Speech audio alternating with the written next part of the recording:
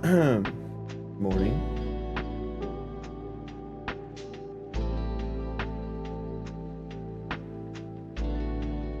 Where's my internet at?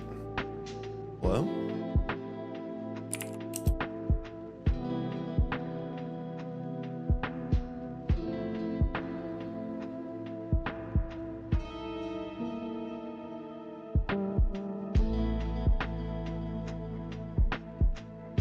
Oh, there I am.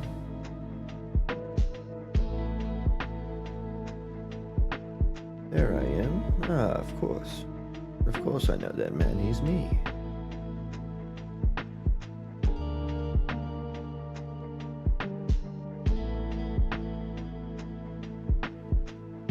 Okay. There I am. Ah. There I am. Ah, of course. Of course I know that man. He's me. Okay. Okay. Uh-huh. Cool. Okay, I'm almost done setting up here.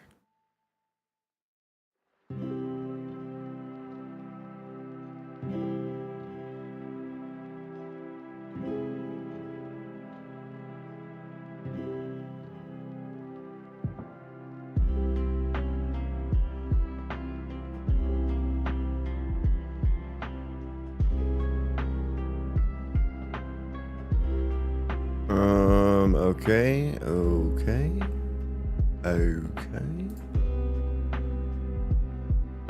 We good? We are good.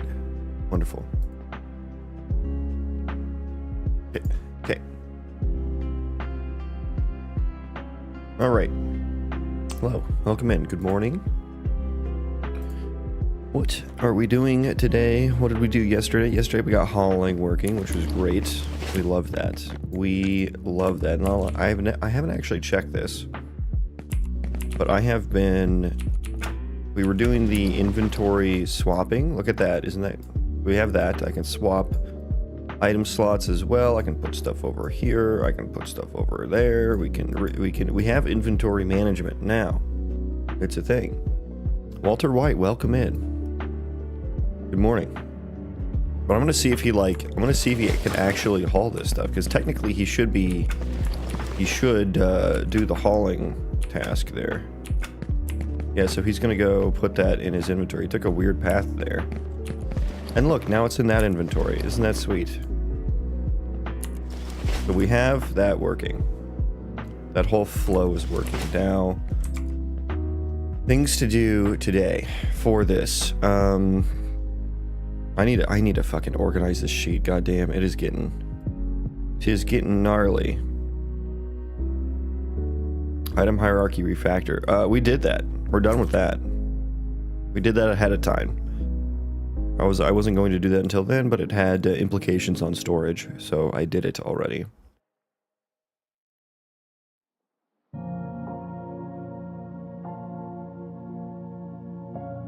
Okay.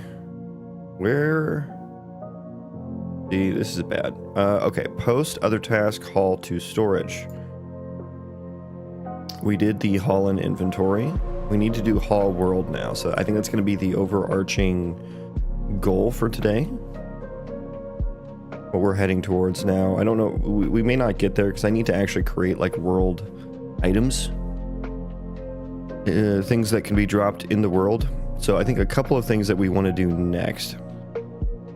I don't have a section for this. I don't have it. Let's just put this under tasks. I am going to say, so we did all the inventory stuff, so I'm just going to do a little inventory section here. I want to do split stack. And I'll say shift click to split stack, and I'll say control click to grab single. I think. Oh, and right click to transfer to trade. We'll say transfer. So those are yeah, I can't. I just ghost. Welcome in. Your poop mechanics made me giggle. And for those who don't know what I'm talking about, I'm not going to explain it, so you just get to That'll just be an exercise for the interested listener to imagine what I'm talking about. Yeah, and then right click to transfer. So I'm gonna do a few more inventory things, I think, to start out here, just because I'm already doing them. I'm already here, so I'm just gonna finish those out. And then what do we do? What am I doing after that? I need to actually do making the world. I need to drop item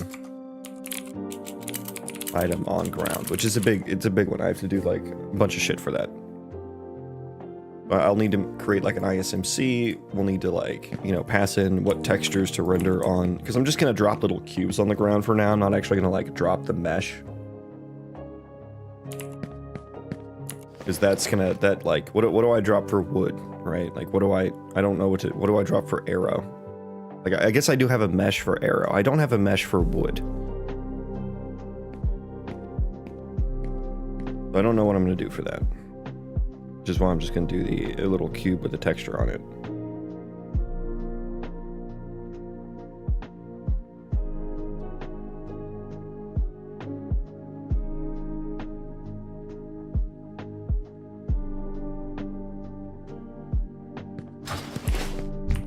Oh, I can target it. I kind of forgot about that. Can I? I don't know. It's not letting me target it anymore. Where is the hitbox for it?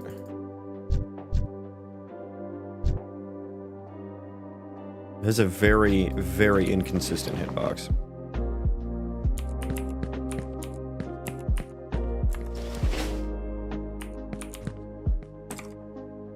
Okay. So let's do some shift click, control click. We're gonna do shift click to split. So I need to do on drag detected. I need to check if shift is held down. And I think I have is shift down. Yeah, I have that somewhere.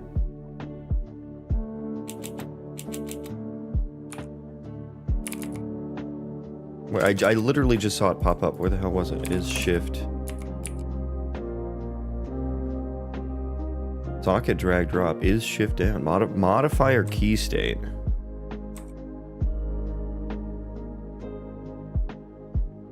Oh, I didn't know about this thing.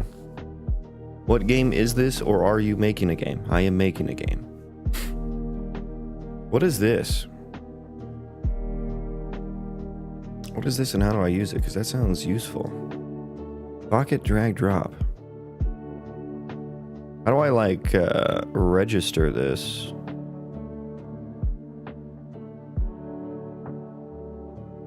I would like to use this modifier's key state. It sounds useful. Jesus Christ, there's a lot.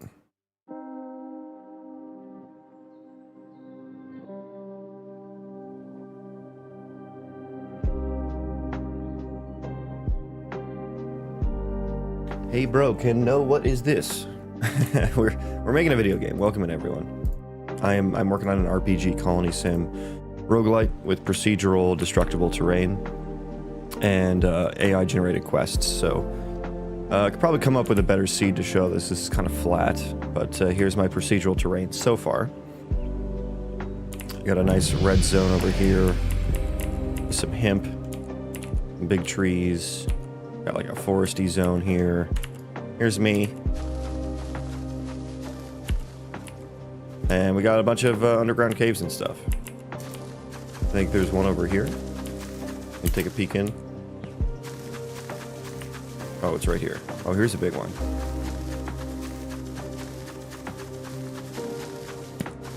Yeah, we got some underground caves, some concavity. We're just gonna dive in. We're just gonna dive right in. Yeah, nothing super exciting down here yet, but I will spawn like ore and monsters and stuff. And I'm just falling through the fucking ground, aren't I? Okay. Let's try out a new seed. We're on seed 543, 544. So yes, welcome in. Good morning, everyone. Good morning. What I'm going for is something like vanilla WoW, like classes and combat and talent trees, you know, like unique classes with unique abilities, like lots of abilities to choose from in combat. And then add that to like a colony sim, something like RimWorld, which is one of my favorite games of all time. RimWorld's a very depthy colony sim where you have to like protect, you kind of build a base and you recruit different colonists to your base, and they each have different skills and different personalities, and all sorts of random stuff happens in the game. Like you get raided, you know, pawns have mental breaks if you don't keep them happy, you know, if their fucking parents die or something like that, like they get super upset, or, you know, their wife dies. And then they have a mental break, and you know, there's religion in the game, there's other factions that attack you. It's a really fun game, but it's like a top-down 2D game. I'm trying to take that, make it 3D, and then also I want to be in the world with the colonists. Like I have a talent tree, and I have some abilities here. I can turn spawning on. This seed also isn't very exciting, so let me turn spawning on, and then I can also show a little bit of combat as well. So let's turn on spawning there. World map seed 544, 545. That's what we're on now. Good morning. This is a new and fresh way to start my day. You're deving. I am deving, yes. Dude, these seeds are so boring. These seeds are so boring. Give me a good seed. Give me a good seed for these nice people. But here's the world map. There's another thing to show off here. I am in Gloomhaven Ruins is the zone name. So this is procedurally generated as well, and each one of these colors, right now it represents a different biome, which is, for me, it's just like what assets are spawned into that zone. And what I'm going for is I want these zones to be kind of similar to World of Warcraft zones in that they are very distinct and they are separate and they have names and they're actually grounded in the world, right? Like these zones have a presence to the people in the world. It's not like a biome in Minecraft or in Valheim where it just kind of seamlessly blends from one to the other. I want it to actually be distinct, and I actually put mountains around each one of these zones. So the edges and borders of these zones are there's a mountain range there, and then these white dots are the entrances into each zone. And right now I'm only generating like a radius of about this big. That's how big that is. Small radius for now. And I think this creates a really cool experience, and I'll try to show that with a better seed.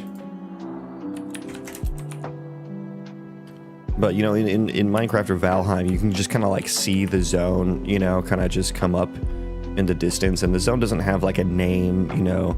NPCs aren't aware of the zone. They just kind of exist, right? It's just kind of there, right? It's not actually grounded into the world. We've got a nice little mountain there.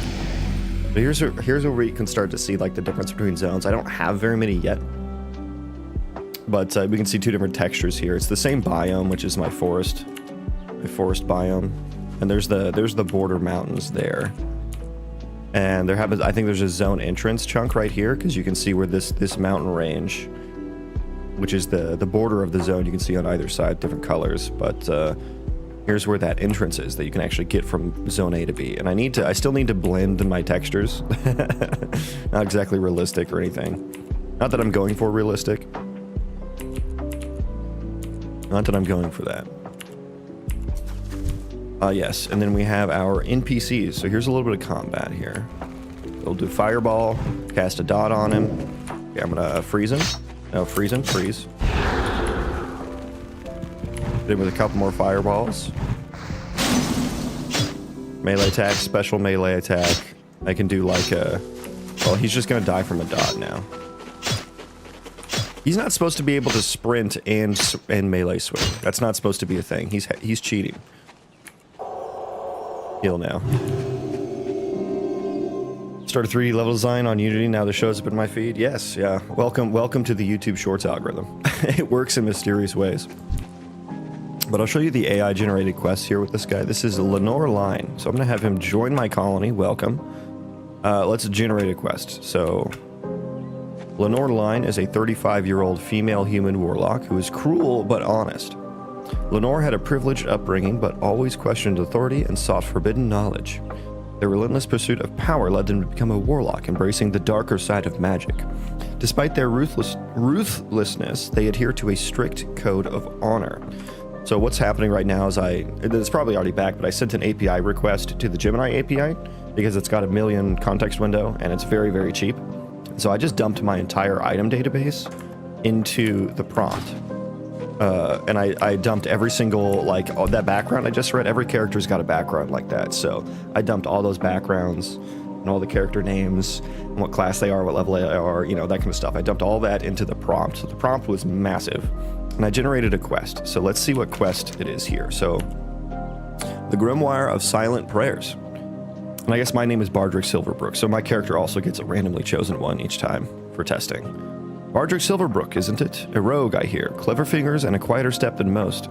Skills I may find useful. I have a task for you. A delicate one, requiring discretion. There's a book locked away within the black archives of the Citadel of Whispers. It is titled The Grimoire of Silent Prayers. I require it. Retrieve it for me. What are the risks? The Citadel of Whispers is heavily guarded. The monks are zealous and their defenses are formidable. Capture is undesirable. Discovery even more so. What will you do with this grimoire? It's irrelevant to you, Bardrick. Your concern is retrieval, not application.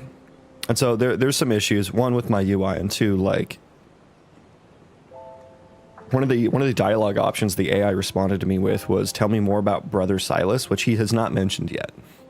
So the AI does not understand the flow of the dialogue very well with how I have it, because I have it just give me everything in a JSON object, JSON response. So it doesn't really understand it that well. Apparently there's some guy. He is vain and unpredictable. His weakness for fine wines is well known among the Citadel staff. He goes on a nightly stroll, but do not underestimate him. He is knowledgeable, even if gullible. And so here we have on the left the quest log entry. Like this is what will show up in your quest log. So the Grimoire of Silent Prayers, level 1, difficulty medium. It's level 1 because I'm level 1. Lenore Lina Warlock wants me to read the book called Grimoire of Silent Prayers from the black archives of the Citadel of Whispers. She mentioned that Brother Silas has a weakness for fine wines and could be manipulated during his evening stroll to lower the gardens near the my UI sucks. So yeah, that's like one such AI generated quest there. Oh, you're using WoW animations and icons. What game are you making? Yes, I'm borrowing them. So I'm making it's going to be an RPG Colony Sim Roguelite with procedural terrain and AI generated quests. And what I'm showing here is dynamic tree chopping. So I chopped it up high, and now I can also chop it down low. And I got wood. I got 7 wood from that other one. 7 wood from that other one. And then, how much? I got 3 more wood from that. So it actually, these are static meshes, and then, you know, I suck at modeling. I'm not a 3D level designer. You know, I'm not a 3D artist. I was like, okay, I either need to do what other games do, where they create a separate mesh for each stage of chopping, you know, like unchopped, half chopped, fully chopped. And I'm like, you know what? I could just use math and code to deform it for me. So eventually, it's just kind of proof of concept, but eventually I'll have it, the trees actually have health, and then they, you know, when they fall, they deal damage to me. They can deal damage to other trees when they fall. Axes will have stats. Axes will have stats that, you know, determine what kind of damage gets dealt to the tree and stuff like that. Eventually, that's what it's going to be. Any advice for upcoming 3D level designer? No, I'm not one myself, so I'm not sure that I have much advice for that. But I think there's a nice mountainous zone over here that I'd like to go check out. Oh, and here's a cool thing too here. I wonder if this tunnel. Oh, he's walking into the. So sometimes, you know, I was talking about the border mountains. They kind of block you from going from zone to zone. Until you can find like an entrance. Now the other things you can do is you can build up the mountain and then build back down. There's a building system, so you can build stairs and stuff. Or you can dig through it. Or sometimes you can just find a randomly generated tunnel that'll go through it. This one doesn't seem like it goes all the way through it. No, it doesn't. It goes straight down. It goes straight down. So yeah, I don't want to do that. We don't want to fall there.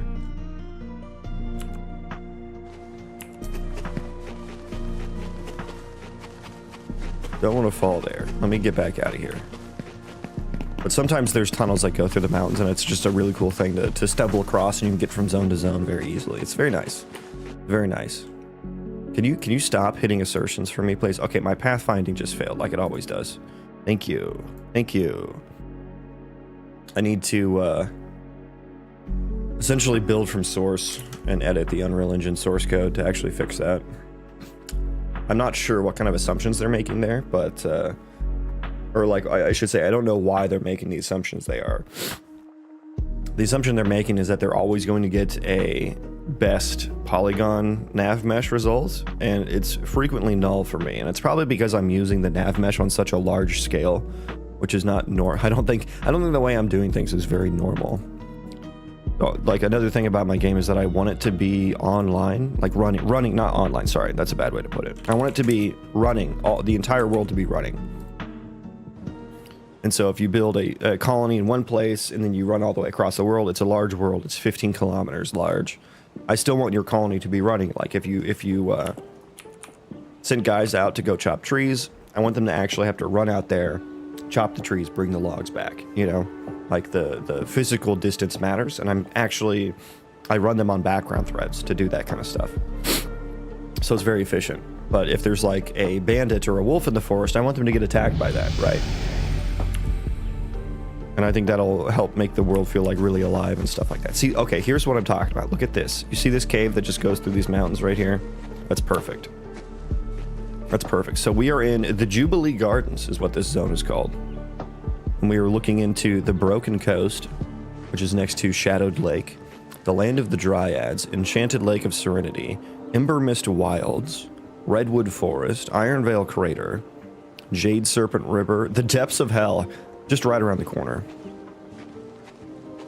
The Second Heaven, Amethyst Grotto, Lava Plains. Right now these are all just like really random generated names for the zones, but eventually I'll be tagging and like coming up with attributes for everything that is in the zone. You know, what kind of mobs are in the zone, what kind of resources we have in the zone, what kind of terrain the zone has, you know, what the material, the physical material makeup is, maybe how much caves there are. What I'm going to be spawning points of interest as well, so whenever I do that, I'll pass those in, and then hopefully the AI can come up with a really flavorful name, and then I'll take that name and then I'll be able to use that in the AI generated quest system I just showed off to be able to make those quests a little more flavorful. Because one thing I've noticed that's really weird, the Gemini API really likes to talk about the whispering woods, or like the whispering such and such. It's everything is whispering. It's very strange. It's very strange. But if I pop out here, we can see the zone borders pretty clearly on this one. So here's the zone border right here, going over here, and yeah, my textures aren't blended, but they're different zones, and so there is no zone entrance on this end of the zone, but there are these caves that it looks like you can go through to the other side to get to the other zone. And so right now the zones are all pretty similar, but if you think about like a WoW zone, when you go from something, I don't know, why am I frozen now? I don't know. But if you think about like a WoW zone, when you go from something like Barrens to Ashenvale, Barrens is like an African savanna type zone. You go into Ashenvale, which is like an enchanted forest type zone, and it's this really drastic transition, but it's a really cool transition, and it creates this really nice sense of exploration. What is happening right now? What is happening right now? Unreal Engine is just not responding. Well, it did that right when I got to where I was trying to go. Some people might hate your game because you use AI. Well, I'm not going to use AI for like any assets or art or anything like that. And I think that's what people hate more, is the assets and art and stuff like that. I'm just using it purely text, just text. And it's not like purely AI either. I'm just going to rebuild. We're just going to rebuild. It's not just going to be, because like, I don't think a game will actually be fun. Like if I just did completely free-form AI where you can just like free input text to and from the NPCs, like I don't actually think that that's that fun. Like, I think that's interesting for a short amount of time, but it's not very gamey. It doesn't create like a fun game. Like I think you actually kind of have to put some level of constraint or friction against the player in order for it to be a game. If you just let them do whatever they want, it very quickly, it can be a fun little sandbox to play around in, but I think it very quickly becomes unfun. And so that's why I have like the predefined dialogue options. And so what I'll do with that is I actually want like a Baldur's Gate-esque like non-combat skill checks in the game as well. And the AI can give me the difficulties for the different skill checks, and I'll be able to pass in the social standings of each character in regards to each other character and the interacting player and the quest being generated for the player. Like, I think it'll be really cool. I have a lot of really fun ideas. And yeah, you know, some people might not want to play it, and that's fine. But I think the way I'm using it is quite... It's not disingenuous, right? Like, I'm not doing it to shortcut anything. You know what I mean? I'm doing it to increase the fidelity of the quests that are generated, right? Because, like, if you look at a game like RimWorld, which is kind of what I modeled some of my thoughts after, the quests generated in RimWorld are like very formulaic and procedural, which is what I would have had to do if I didn't have AI, right? Because my entire world is procedural. Like, it's all... That's the whole point of the game, is like replayability and stuff like that, right? So it's going to be RPG, Colony Sim, Roguelite. The Roguelite part is like very high level of replayability. And, you know, you're building colonies. Every run, you'll have different abilities to choose from, and you'll create different builds, different classes to pick from. Of course, I have none of this actually working right now, so take all that with a grain of salt. But the AI-generated quests will just increase that level of replayability, I think. And all I'm using it for is to add flavor to the types of quests that are generated, right? Like I was saying, RimWorld, very formulaic quests, very procedurally generated quests. Like, you very quickly learn what the quests are and aren't. And like, oh shit, I just fell. Okay. And yeah, the game does try to do a good job of like disguising that from you, and it does add some extra flavor there. I don't even know. Can I get up there? I don't even know. Oh, I can. Okay, I gotta build these stairs. But the quests very quickly just become things you don't even read because they're all samey and stuff like that. So I'm trying to avoid that a little bit, even though I know they will eventually end up being quite samey. I not get up here either. Yeah, see, I need to work on the terrain a little bit more for these kinds of situations. They become like not quite that navigable. And now my building system sucks too. Oh.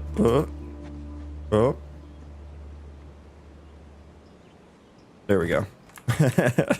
This looks great, thank you. Oh my god, come on. Come on. Yeah, I've been working on this for quite a while now. Okay, just get on the stairs. Okay, yes. See, look at that. Look at that. That's a great procedurally generated picture right there. I'm actually gonna take a screenshot of that. That's nice. So what we're looking at here, like, this is all procedurally generated world. Here's me in this zone. This is the Jubilee Gardens. We're looking into the Broken Coast. Whispering Pines is right there. Shadowed Lake. The Isle of Skulls. Like, these names don't make sense yet. I will make them make sense. Don't you worry. Don't you worry. And I put borders around every single one of those. And so there's this border, this mountain range right here that defines the border between these two zones. And I found a cave randomly generated that went through. So that's like that'll create a really cool moment for the player. Like, also this looks pretty sick, right? That looks pretty sick. If I do say so myself. Let's grab some mushrooms for the road. Nice cucumbers. We're gonna kill this guy. Is this your game? It is.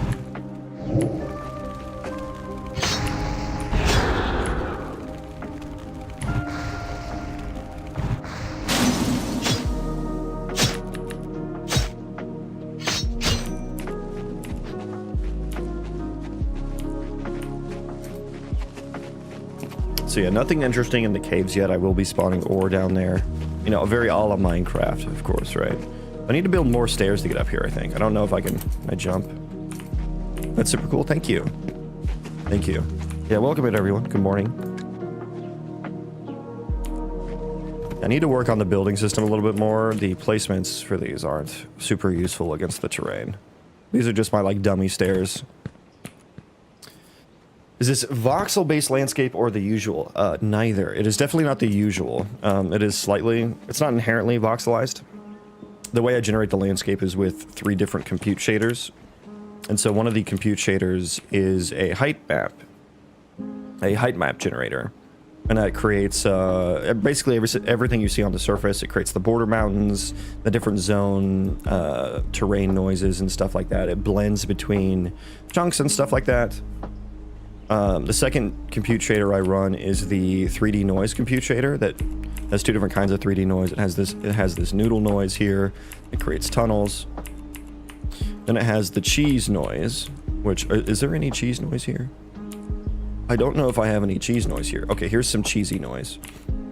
But it creates these more blobular patterns, right? And that's a technique that Minecraft uses. Although theirs is quite a bit different, right?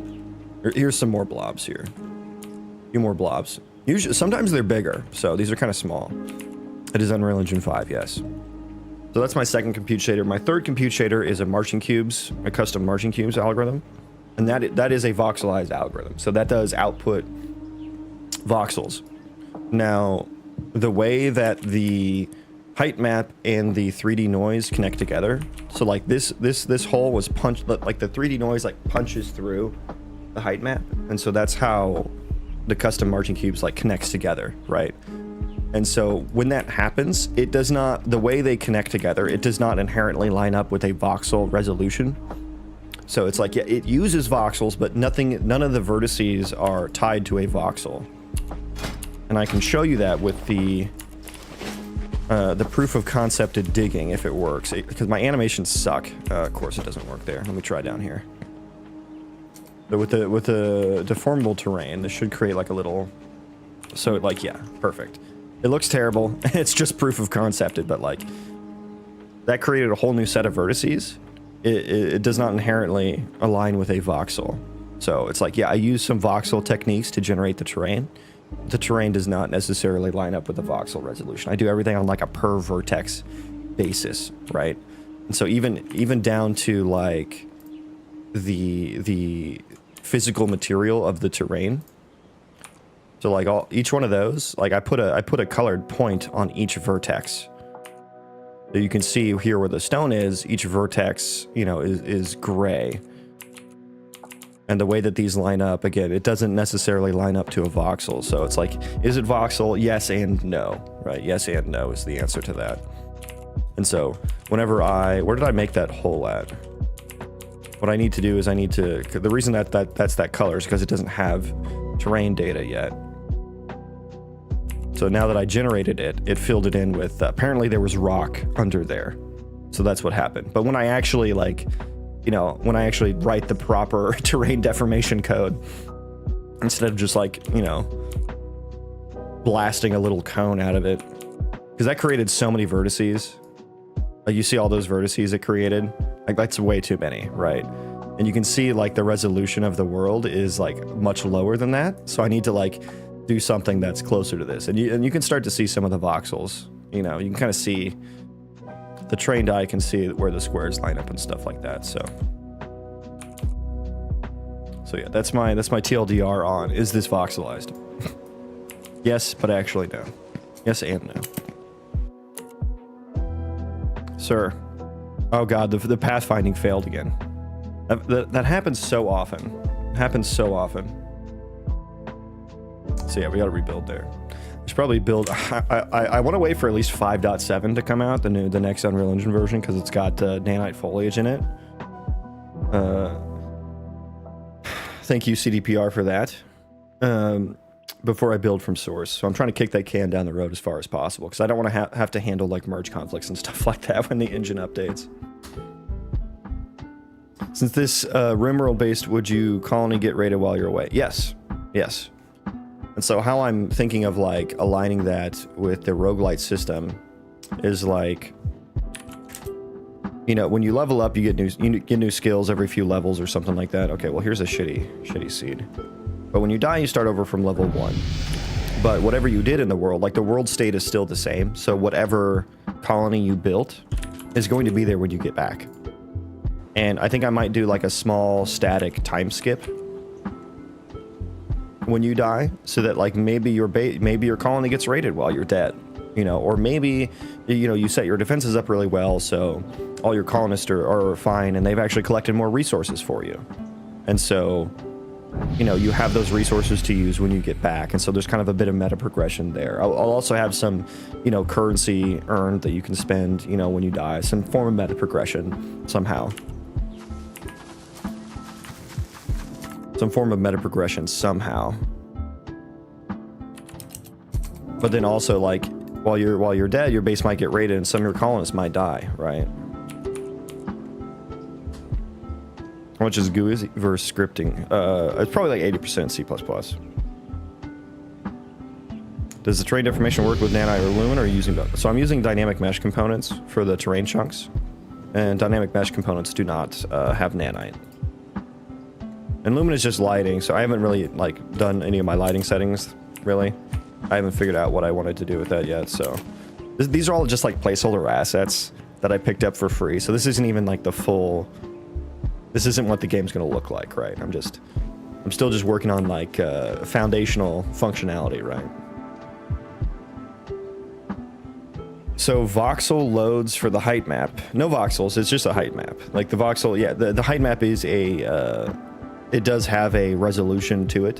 Like a voxel is just a resolution, right? That's all it is. It's just a predefined unit of measurement is all a voxel is.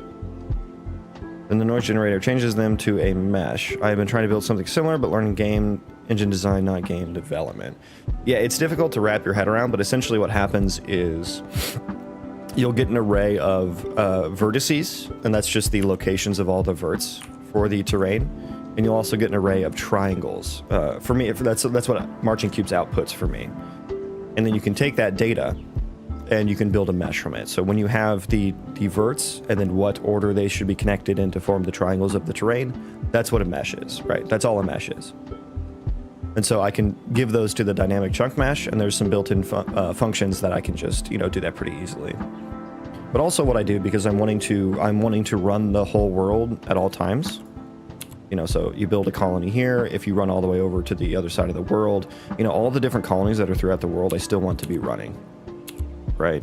And I can show that by looking over here a little bit. So you might think that some of these terrain chunks are just invisible, but they're not. They're actually just straight up deleted. Like I don't maintain the meshes here, but I do maintain that data that I was talking about, the vertices and the triangles, right?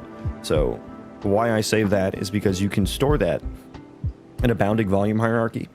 You can store the vertices in a bounding volume hierarchy, which is a spatial data structure. And what that allows you to do is really, really efficiently, essentially line trace through the data. And this is how collision works in game engines, right? They store it in some sort of spatial data structure.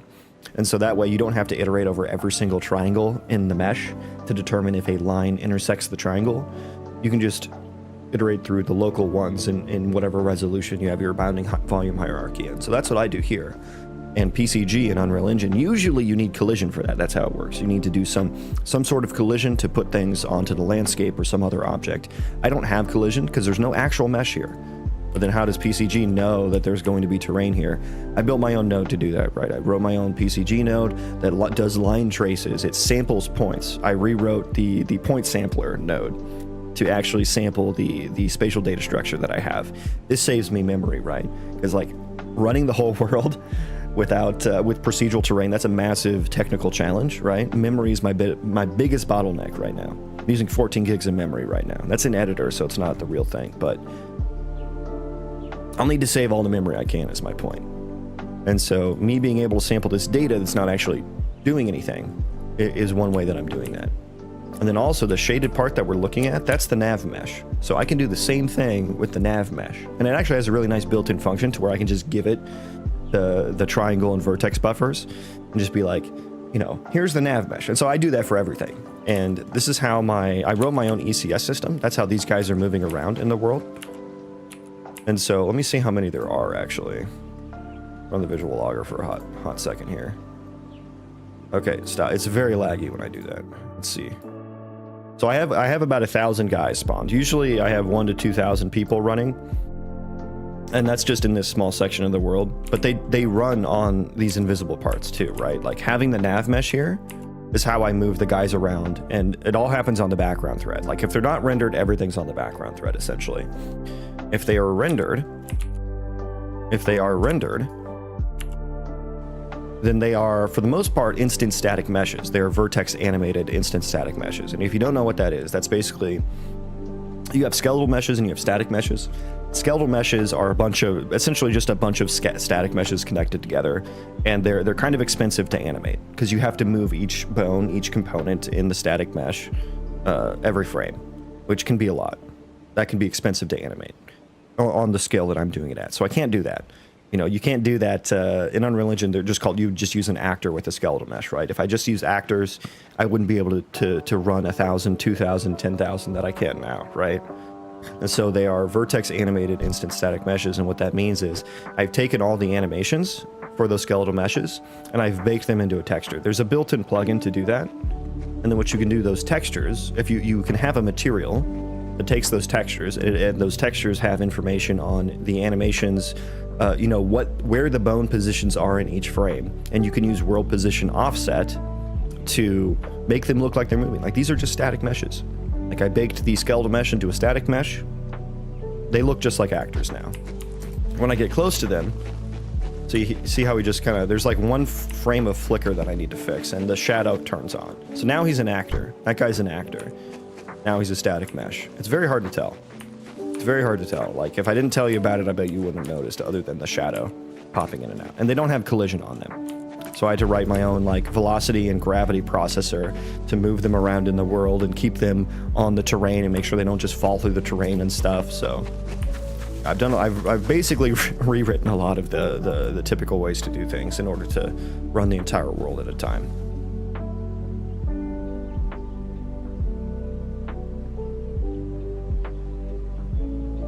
What if it was lineage, i.e. you die and now you play as a kid and you pass the skills through learned and X? Yeah, that's a cool concept. I think that's how like Crusader Kings works, right? If I'm not mistaken, I haven't played the game, but I think that's how Crusader Kings does it.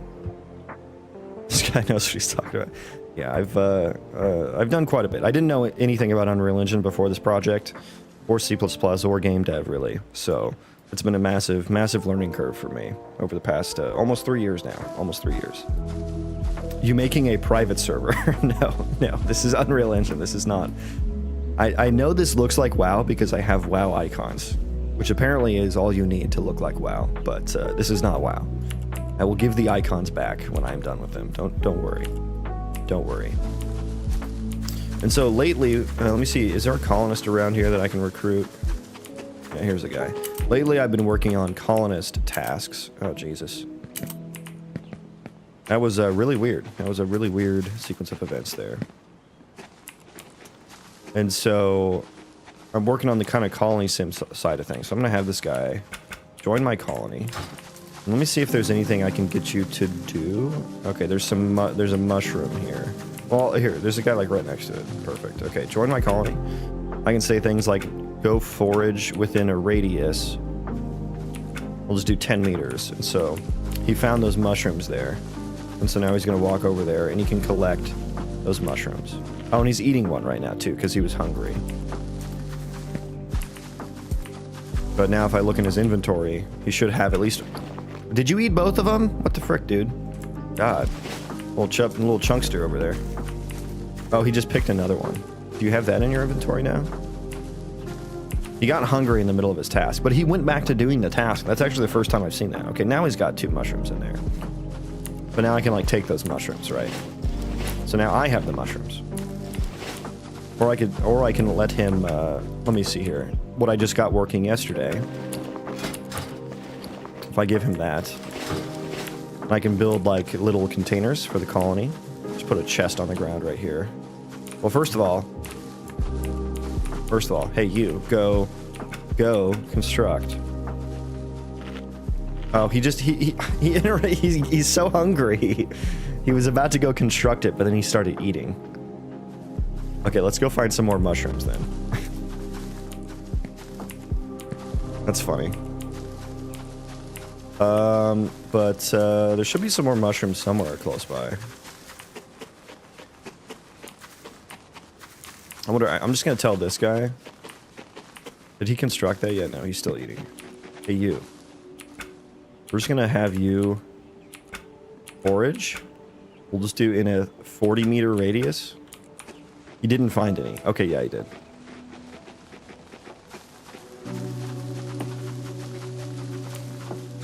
Very similar in Crusader Kings 3, but I meant for your idea about dying, calling, and continuing to proceed and the meta progress. Yeah, that's one way to do it. That's not what I'm going to go for the roguelites. I want you to play your character and be your character.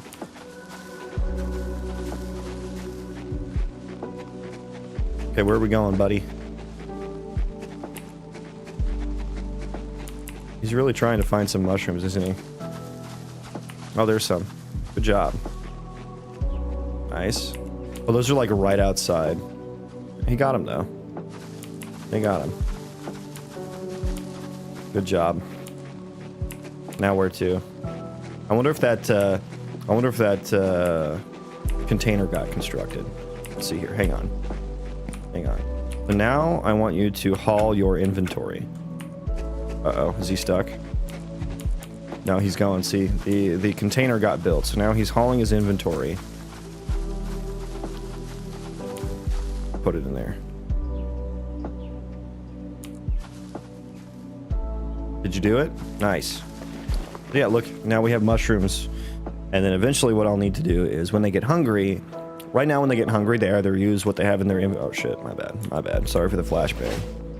When they get hungry, they either just eat something that's already in their inventory, or they just run around randomly searching for food in the world. Now they need to check colony storage here. And containers are one form of that storage. The other form is what I'm going to be working on today. And that's this little voxel algorithm that I wrote to like define areas, right? So when you're doing Colony Sim things, you might say like, hey, like chop trees in this area, right? You know, I have the allowed tasks that can be done in this area. If it's a store, if you can store things in this area, I have this like item hierarchy for like what's allowed to be stored here, you know. Change the color, we make it nice pink. Nice pink. Say, hey, chop trees in this area, forage in this area, construct things in this area. Like if I put a foundation here, foundation, I can say, hey, construct within area 1. And so now he knows that that building is in area 1, and he should construct that. And that's just how you're going to give like one-off commands to the colonists. Like that's obviously not when your colony grows, it's not going to be a very efficient way to get people to do things. So there's also going to be like a job board, like a job queue type thing. And then also colonists will have individual priorities as well. Like all the colonists will have different skill sets that level up as well. Construction, cooking, foraging, crafting, you know, harvest, like plant growing, farming and stuff like that. Mining, all that stuff. So yes, I also want to treat those areas as stockpiles too, so you can store things like on the little individual voxels that were spun up there. I will mark them as like hidden, right?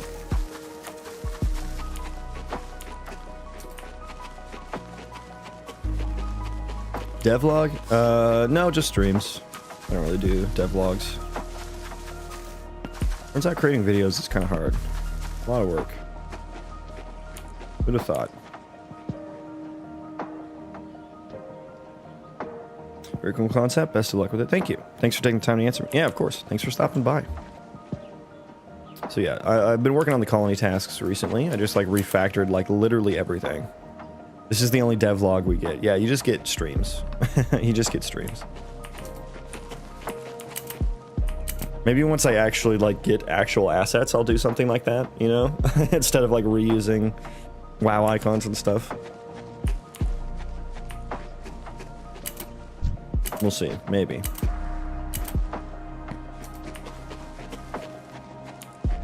Mart or nah? Not yet. No CPP experience prior to starting, but I assume some form low-level language experience. I mean, I've been a software engineer for like almost a decade now, so I do know code. I know good codes. Best of luck for the game, dude. Thank you. Appreciate that.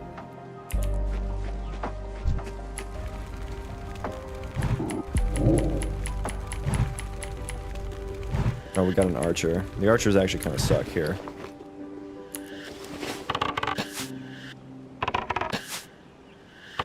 My cursor is bugged. It should not be this cursor.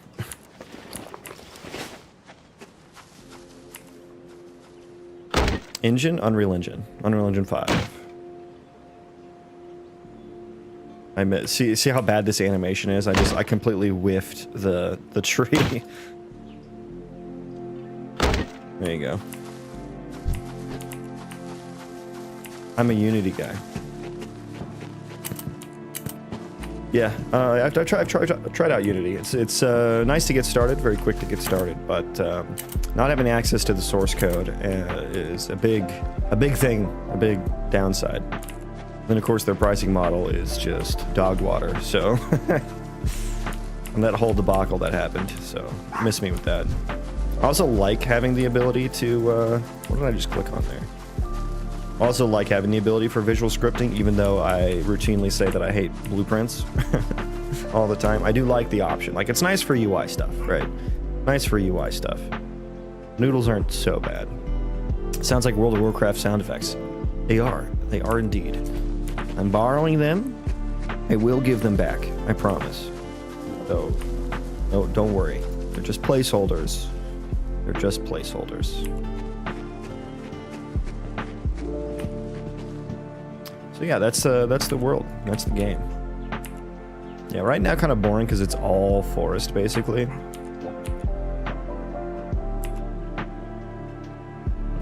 This is a massive crater. Yeah, I need to increase the generation radius of underground chunks to actually account for some of these large caves. Oh, this one's cool. This one's cool because it seems really small. And you're like, oh, what's this little hole? And then it just like opens up into this massive cave. I think it'd be really cool to like peek down in here and then like see like a goblin encampment down there or something, you know? I think that would be, or like a fucking Balrog, you know? I think that would be sick.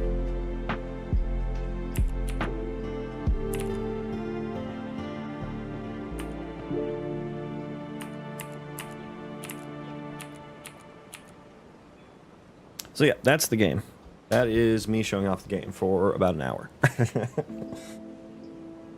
I need to work on some inventory things so that I can continue working on... Are we going to fail here? Yeah, we're going to fail here. Okay, we'll rebuild. That's okay. That's okay. Are you making a game or is this already a game? I am making a game. The game is called My Project.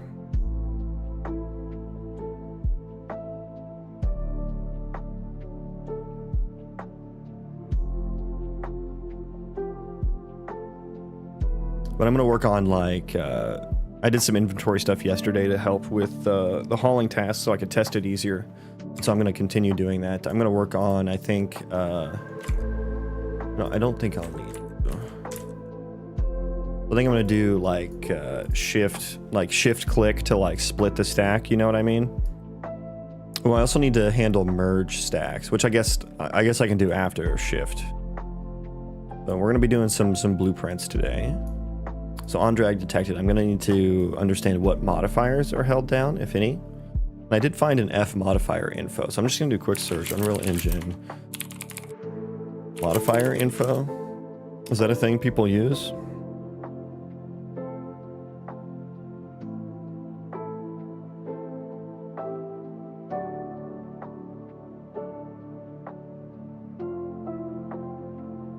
I mean, I just have like an is shift down, right? Somewhere.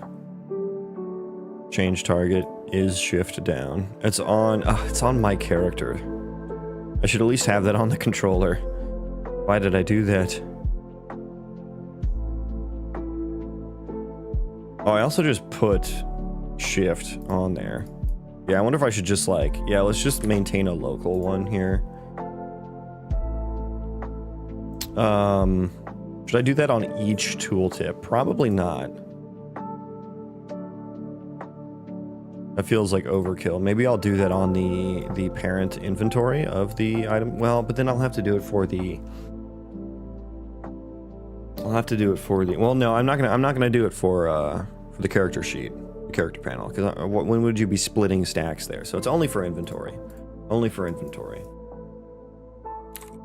So input action shift. What? Is that it? There we go. There it is. Okay. Triggered action value. So probably, yeah, we probably want triggered, right? Let me look at how I use this. Triggered. Ah, yeah, so we want this. Triggered, and then on completed, we mark it as not that. Create that variable. I guess that's all I need. I guess that's all I need there. What is this? What are you saying to me? It'll automatically update, but it must be true. Hello? Why can't I use the input thingies on here?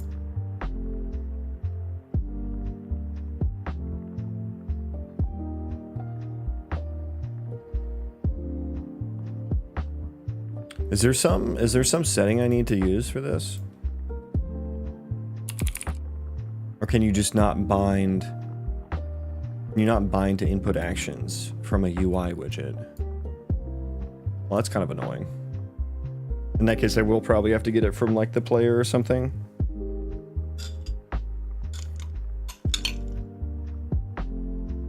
Okay, so the player can select the amount you want to split into. I think the UI for that is kind of complicated and maybe not worth it. I'll definitely think about something like that, but I feel like that kind of thing just makes it more confusing to use. What I was planning to do is just hold shift to get half the stack, and then you can control click to grab one. Like, so you can control click a bunch of times if you want. But I understand that there's going to be like some very specific stack sizes you may want. So maybe alt click does a UI like that or something. But I'm not worried about that right now. That's like a pretty advanced use case, right? I'm just gonna handle the easy ones.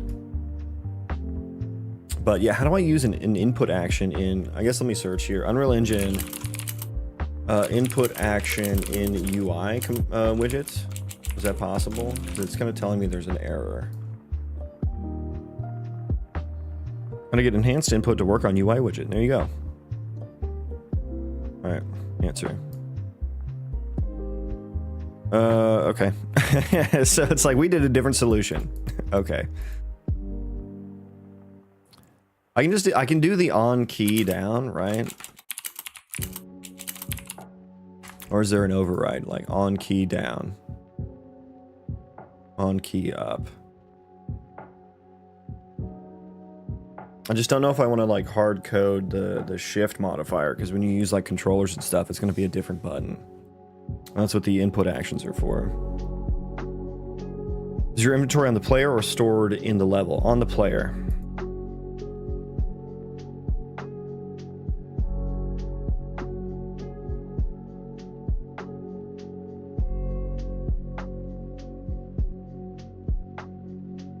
So it would be just whoever owns the UI is the shift that I would want to get.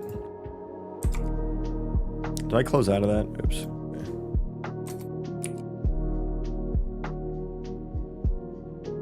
How do you use an enhanced input in widget?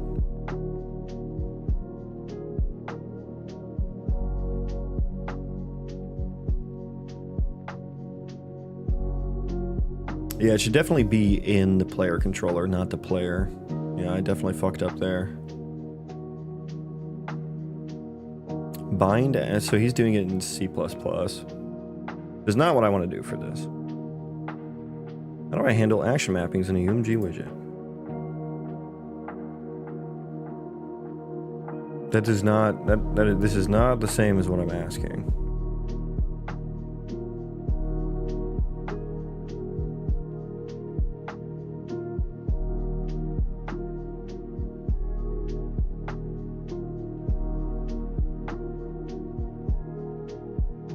Natively intercepting remapping actions in another can of worms, though. it. I don't know, so it doesn't sound like anyone actually uses the input actions in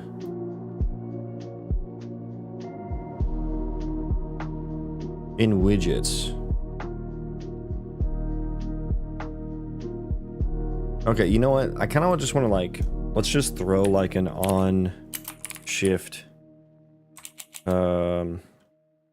Isn't there an event for this? Like I know there's the on key down. Input event. Okay, yeah, is there a shift? Input event shift. Debug key left, oh, here we go, left shift, okay. Pressed, released. So we're just gonna do that for now. Left control as well.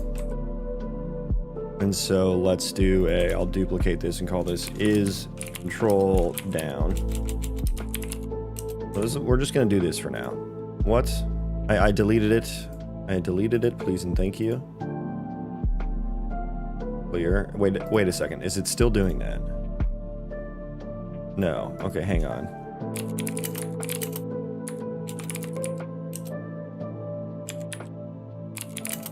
Was that just an old message? It was. Okay, so we're just gonna fucking do that then. Okay. Get out of here. Get out of here. Well, there was an old message. You can tell I don't use blueprints very often. I don't think I have a input for control, specifically for control, do I? I may need to create that. Input, actions, is key down trigger. What is this? Wait, what did I do this? What did I do for this? What is this? Did I make this? Where's find reference viewer? Yes.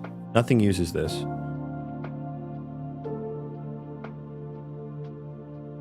I don't build from source yet. I will though. I will. There are some things that I need to fix in the engine for me.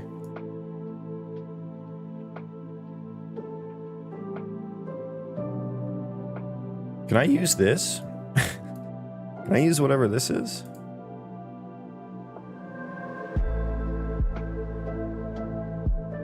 This key down trigger.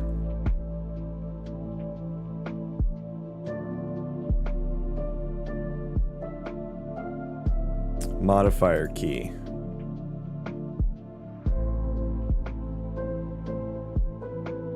Yeah, when does this input trigger?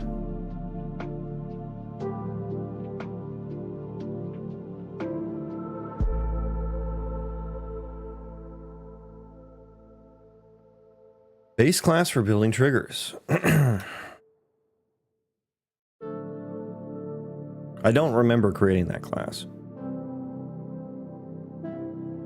Although it sounds like something that would be really nice to use. Where is the update? Okay, this function checks if the yeah, I guess that's the comment I already read. How do I need to like register this with something or what? Because it's just a U object, so how do I actually use it?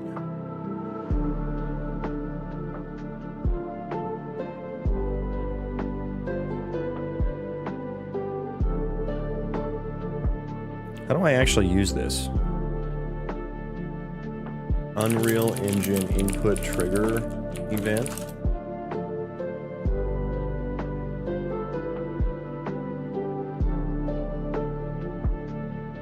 Input triggers explained. Imagine being able to build an... Every ad is like AI now. The 9 different types of input triggers found in oh, that's like... Oh, that's like one of those? Hang on. So does that one show up in there? So you can create like a new one of these. And depending on how we use an input trigger, it can... Okay, that's not what I thought it was. Okay, that's not what I thought it was. Do I use that? I still don't know that I use that. Let me look at the input mappings I have here. Yeah, it shows up in there. Okay, that makes sense. Is key down, and then you add the modifier key. Yeah, okay, that makes sense. Okay, I get what that's for now. Yeah, I need to create a new one of these for control.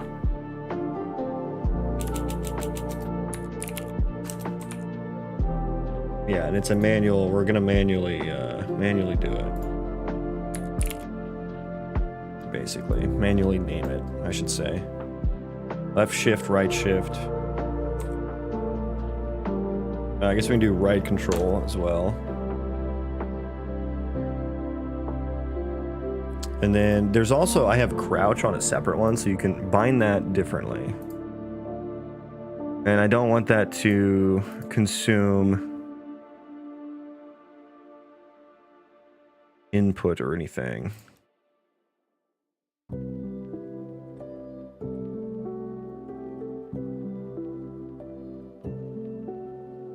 Okay, so I think that should be fine. Okay, let's go back to save that. I think that's fine. Go back to the item slot here, or the inventory here. So we have shift, IA, control. Wrong one. There we go. So we'll do control down, same here. Come on.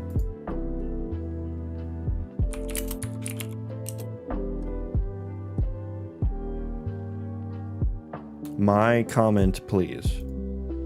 I got a doubt. Do we need internet for build? If yes, can we access the engine without internet and without logins?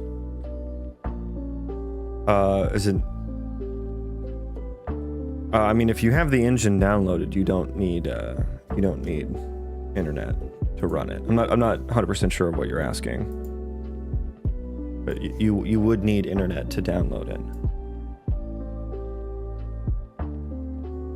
Yeah, I do think you'd have to log into something or other Epic related to get access to the source code, even if you build from source.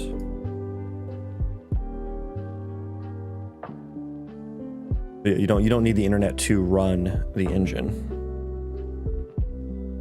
But I think, don't you have to get added to like a GitHub organization to see the source code as well, which would require your account information?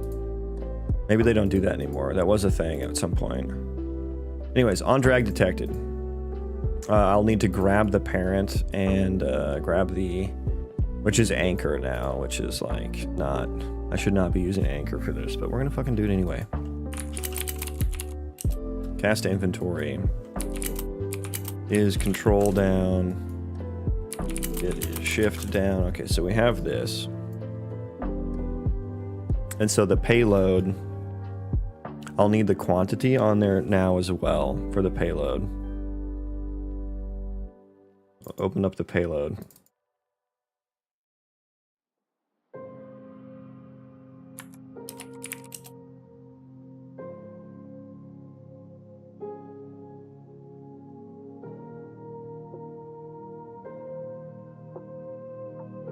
Expose on spawn.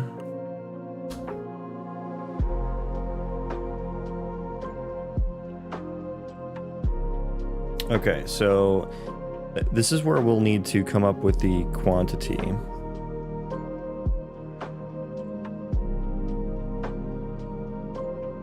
Sorry for disturbing you. No, you're good. I just wasn't quite sure what you were asking. Okay, so if is control down, so we need to like, let's do a select. I wish I had a, I think we'll need two selects here. Which one should take precedent? If you have both held down, which one should take precedent? I don't know.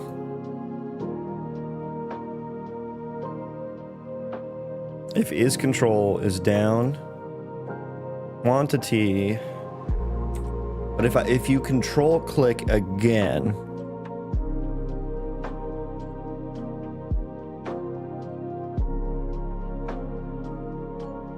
if you control click again, how would I get that to work with this drag and drop system? I might need to do a click event as well. Detect drag if pressed. Yeah, I wonder, does this fire... Let's see if this fires multiple times if I keep clicking. I don't think it will.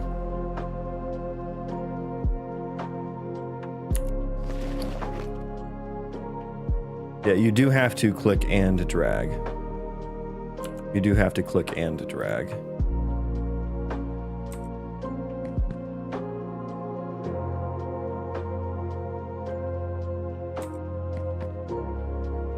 Yeah, so control click.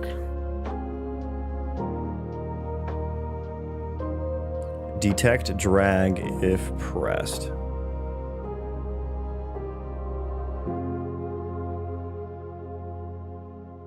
How would I, because I think you have to actually move the mouse button for this to work. For the built-in stuff to work.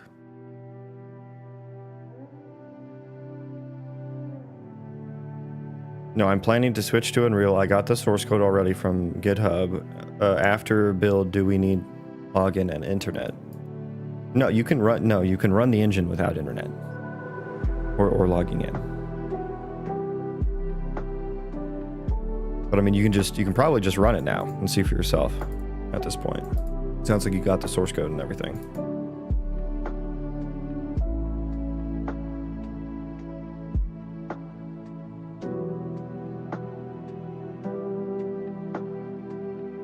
Show me the code for this.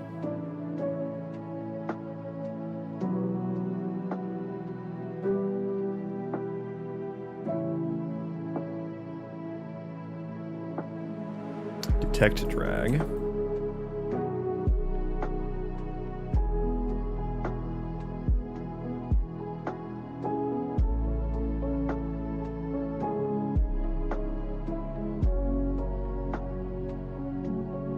Detect drag, native reply.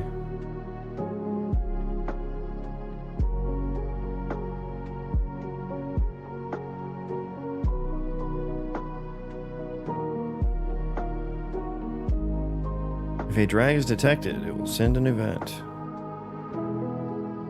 I don't actually see the logic for, like,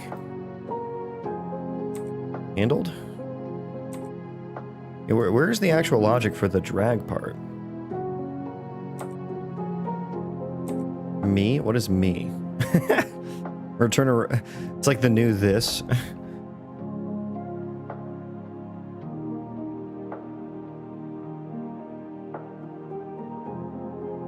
It just returns a reply, so I'm not sure, like, where's the actual... Where's the actual code for, like, determining the drag part?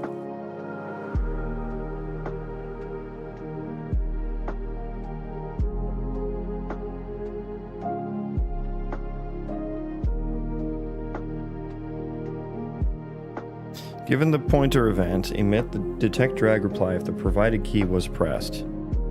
If the drag is a touch key, that will also automatically work. But it didn't actually call the drag detected until I started moving my cursor. I had to click, hold it down, and move.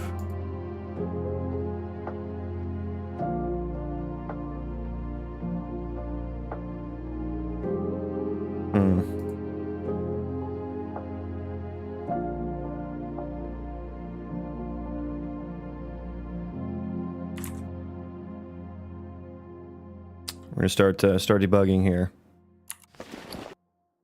Okay, all I did was click here.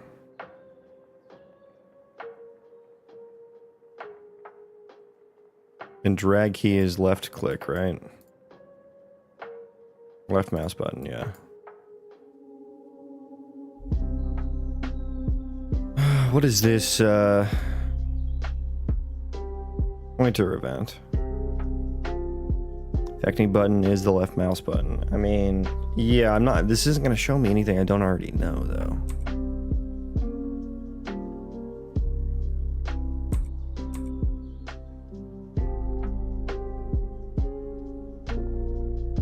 This is a static function, so there's no inheritance being weird here.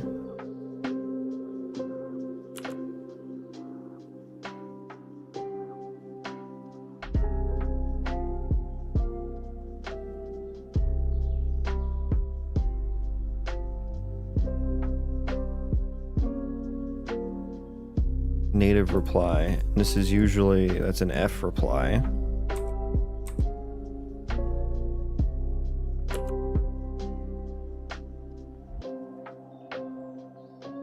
So we didn't get there. Is that what I'm learning? We didn't get there.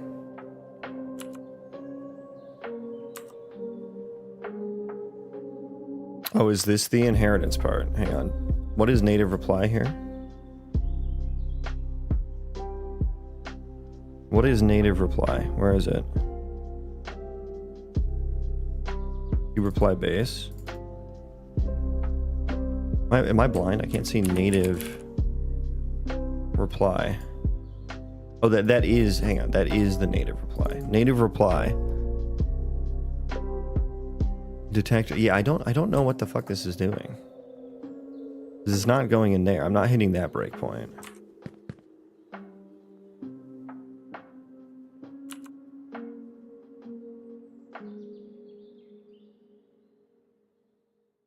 Yeah, it doesn't work on just click. You have to click and drag. What other replies are there?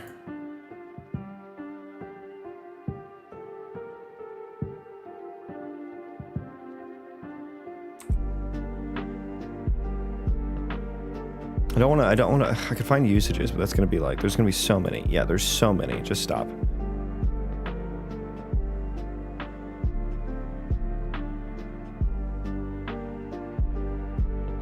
Drag and drop? No, I mean, that's like a...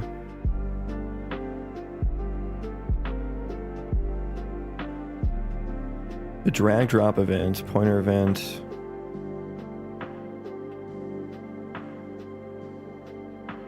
I needed to work on click and not just on click drag.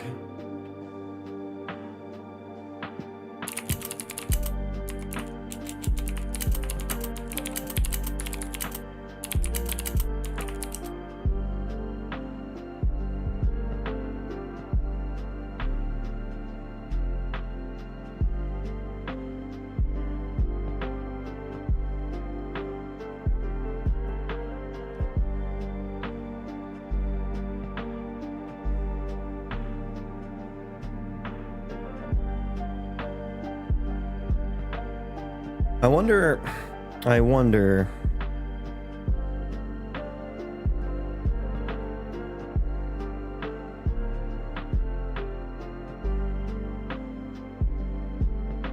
Detect to drag. What other detect to drags are there?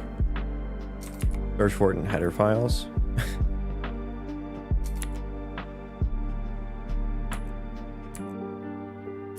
I don't see any other like replies that could be overriding that.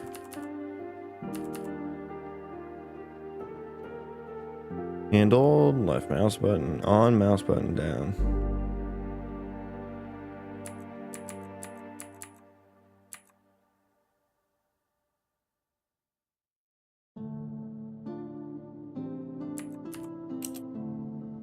On called when slate detects that a widget started to be dragged, a widget can on mouse down reply. Either send on drag detected event or do nothing. If the user releases a mouse button or leaves the widget before the drag is triggered.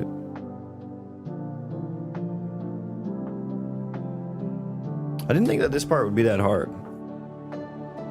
I guess I didn't think about the built-in system not being able to handle this.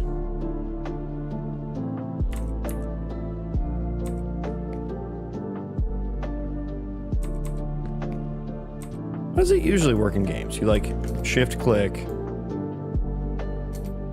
Because control click I would need multiple, but I think maybe let's not do the multiple for now.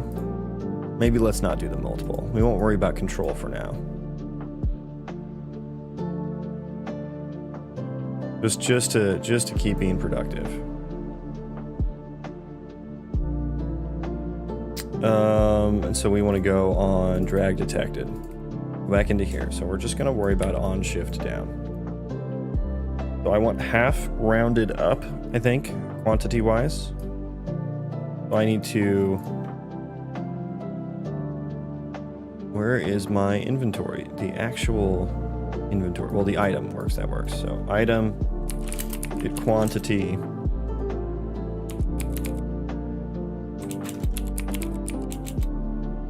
Multiply by 0.5. Change that to a float, please.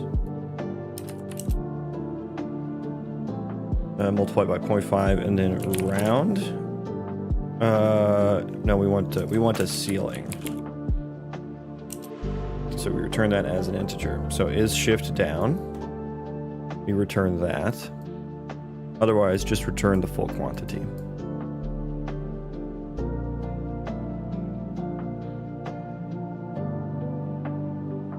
So we're gonna slot that in here. Oh, I already have a cast 2 inventory. Wonderful. Okay, so we're gonna plop that in there.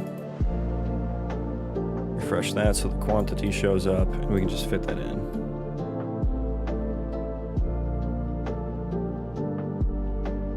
Okay, give me 1 second, BRB.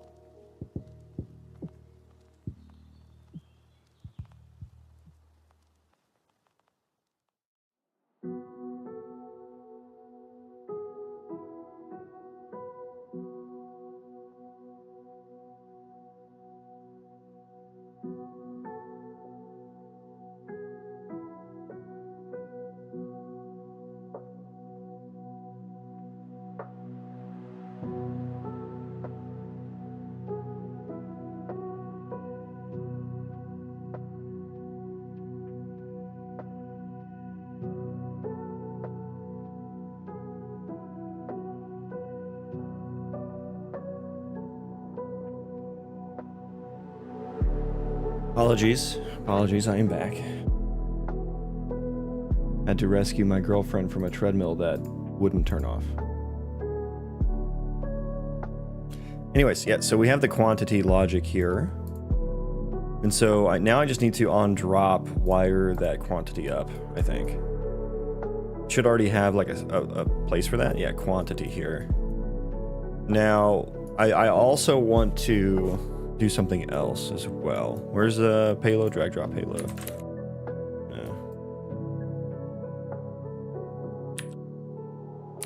Get QTY.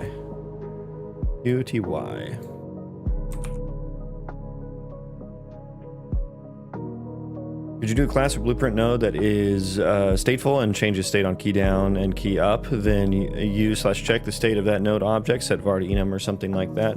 Yeah, that's another way to do it, and I kind of have that already, but rather than just on a U object, like you need to attach it to a specific, you know, like for multiplayer and stuff. Like it would need to be either just existing on one client or on the UI or, you know, something or other. But I have something like that just on my player character. It shouldn't be on the player character. It should probably be on the player controller. Controller is probably where that should be. But yeah, I will probably do something like that eventually. I'm just doing like quick and dirty right now. Quick and dirty. So we have quantity wired up there. Another thing I want to do is I set the icon, right?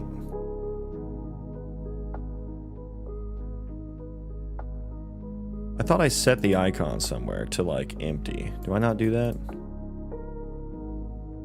Let's look at this. No, I don't set the icon to empty. I want to, on a regular drag, to show you that you're moving it, right? So let's do that. So on drag, we are going to, basically if this quantity, let's do this. If this quantity is not equal to the item quantity, then we are going to set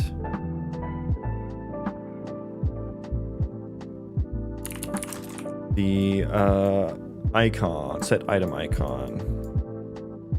If it's not equal, yeah, we set the icon to null, basically. Let me just, hang on, give me a sequence. Where's the sequence?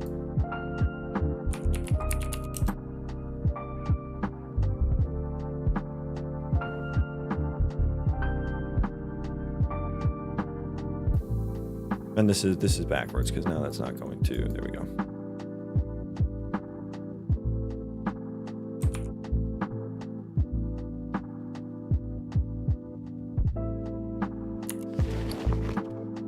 What? The icon's not null. What the frick?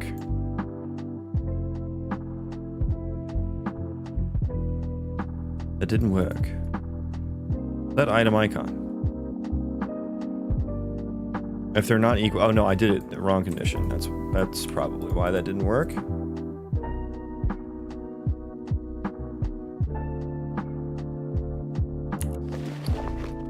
Oh, there you go. Oh, but it's also, oh, I see I see the issue. Okay. It's also setting the, because it's making a copy of the widget. Ah, okay. So I'm not going to do that. To do, make this work. Okay. Beautiful. I wanted to either show it or not show it. Because like when I shift click, split item. Yeah. Quantity 100. So did this work? The new item now. Where's your quantity at? It's 100. Where's the current item? This quantity 100. So yeah, it split it properly there. Yeah, okay, so the split worked. Perfect. I just need the I kind of need it to create a new widget actually. A new slot. And now we can split. Hello. Because it doesn't, when I shift click, it doesn't look like I've split it, right? See if I can merge. Uh-oh. Merging didn't work. Okay. Let's check out why merging didn't work. On drop. Oh, I need to do the equipment as well. Equipment panel. We might just be doing UI today, honestly. I don't know if I'll have time to actually get into the world items.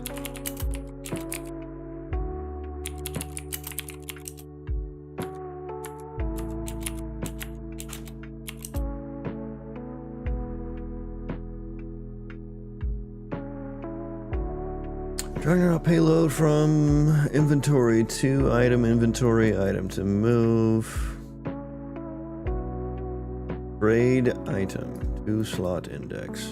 So the answer lies in this function somewhere.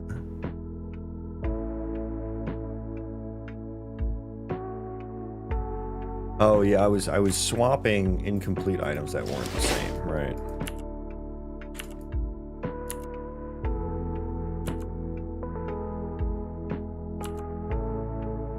Somehow broke that from compiling.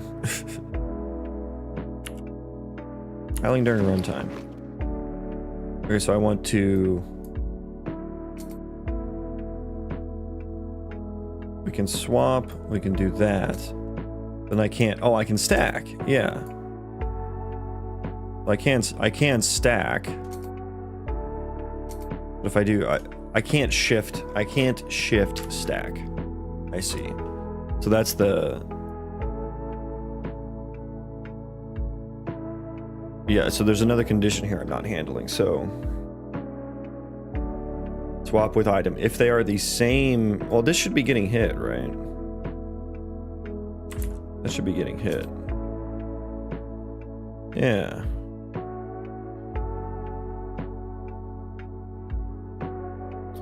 Swap with item.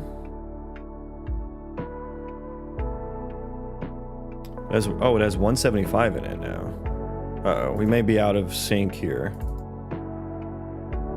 Quantity 25. Oh, I've already done the swap. It was 50. Oh no, I think it is out of sync. Okay, let's hang on. Let's restart this. Because yeah, that did not, those quantities do not reflect what I'm seeing on the actual objects. Oh, it's because I'm not doing an inventory. Yeah, I'm not doing a broadcast event here, so we need to do an else.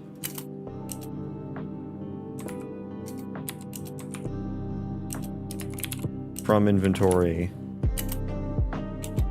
Update on inventory. Can I just is this public? It is, okay. So this is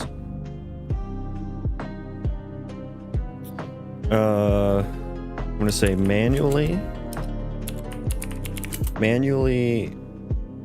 broadcast inventory update. So I think it did actually work. We just didn't refresh the inventory at all. We didn't add /remove in any item. Since I'll say only changed existing items. Okay. Run live coding there. Okay, just started dipping my toes in a UE and wrap my head around the blueprint thing. Digging your workflow. Endgame looks right. Thank you. Yeah. Happy to explain more or answer any questions you may have. I'm not super happy with my own like when to and when not to use blueprints flow right now. It seems like a fuzzy line to draw in the sand that doesn't seem like anyone really has a good answer of when you should or shouldn't and what you should use blueprints for or C++ for. The general consensus is quite generic, I'll say.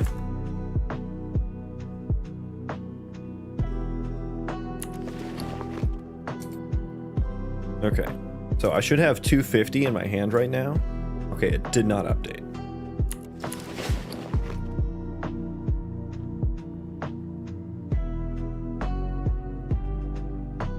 However, it did refresh, so hang on.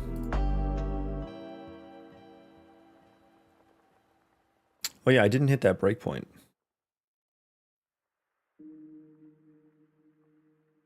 I didn't hit that breakpoint. Swap items.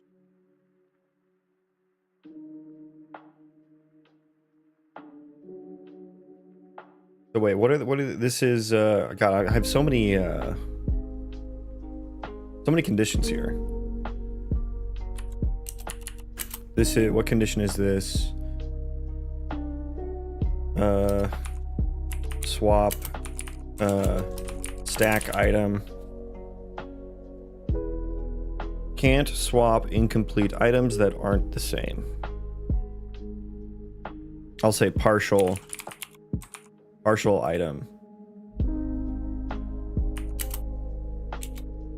Can't swap a partial item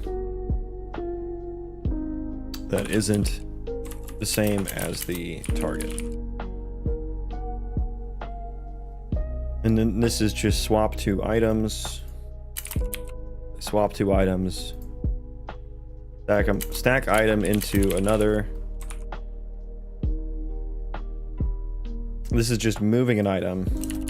Move an item. So move an entire item because the quantity is equal.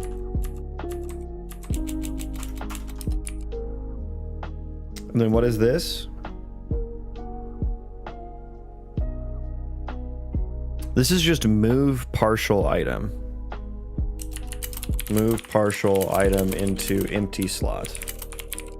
I'll say move entire item into empty slot. Okay, so now I've kind of enumerated all those conditions. And honestly, let's put the returns here.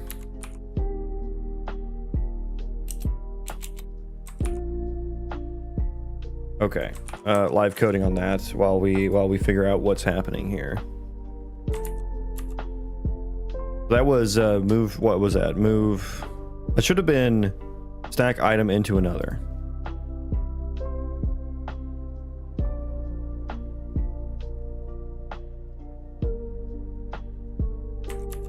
And I'm just going to continue to comment this. Moved entire item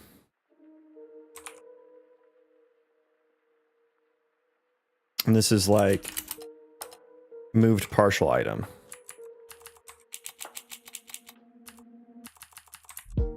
Moved partial item.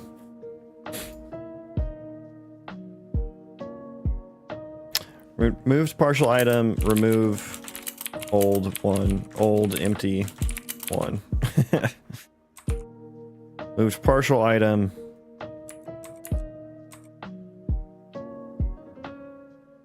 Yeah. Okay, yeah. Okay, live coding again.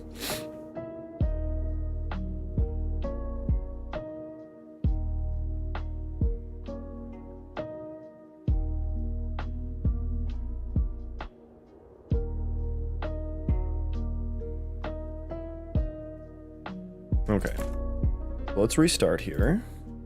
And so I need to like move a partial item into another partial item.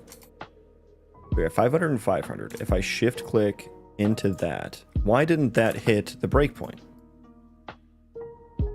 Stack item into another.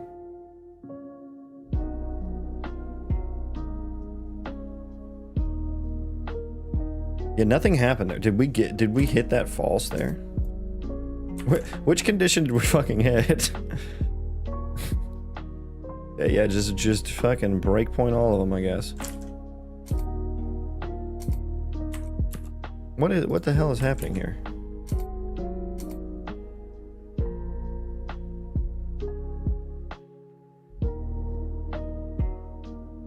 Are we hitting this?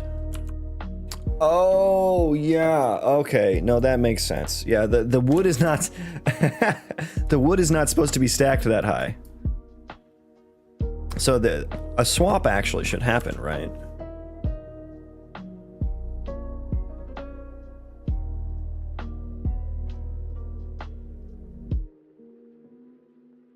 Wait a second. Okay, there's another condition here I think I'm missing.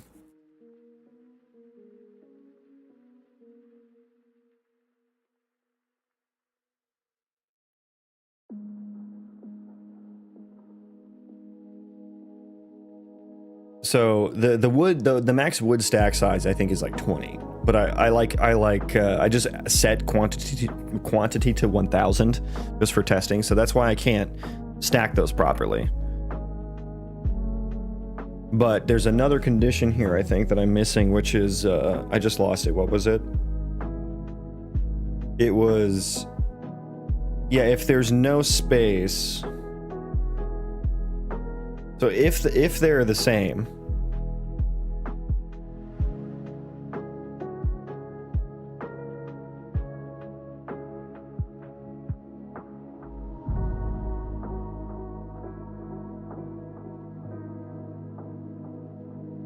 if they're the same and you're moving the entire stack, right?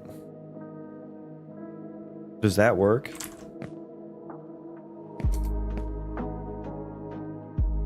Yeah, so let me see here. Let me get to a different one. Does that swap?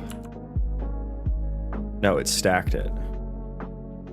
But if you do it with a full one, what happens? And I don't know, I don't have that. I guess I can do this, right? Yeah, that should swap, and it's not. Because we're hitting... which one are we hitting?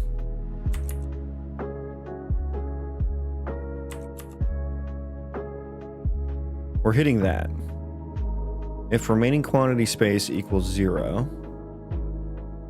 Yeah, there's a condition here. If there is no remaining quantity space, and they're the same, they should swap.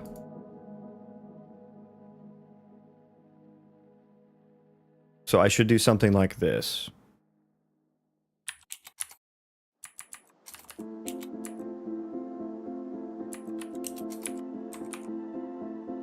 And then it'll fall through to just swapping the two items.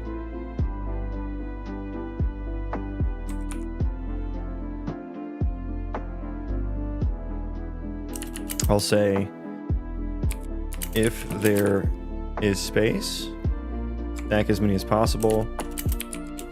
Otherwise, this will fall through to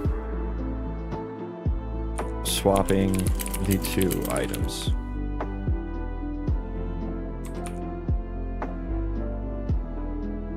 To swap two items case. I think that's the condition there, I think.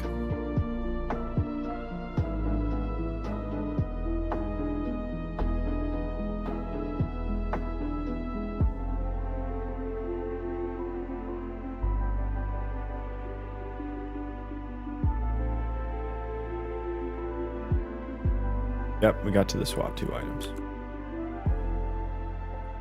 Great.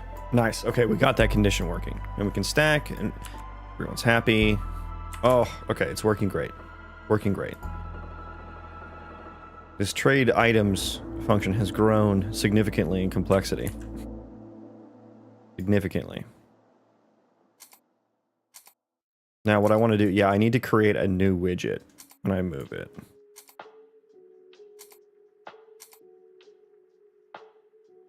For some reason it doesn't yeah, always round up. Yeah, okay, this is the when I'm dragging a split item, that's the oh, that one worked.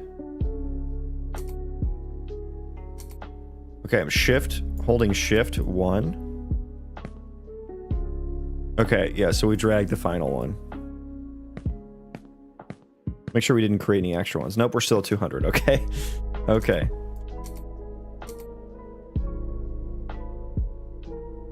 Yeah, so for some reason the drag is off a little bit.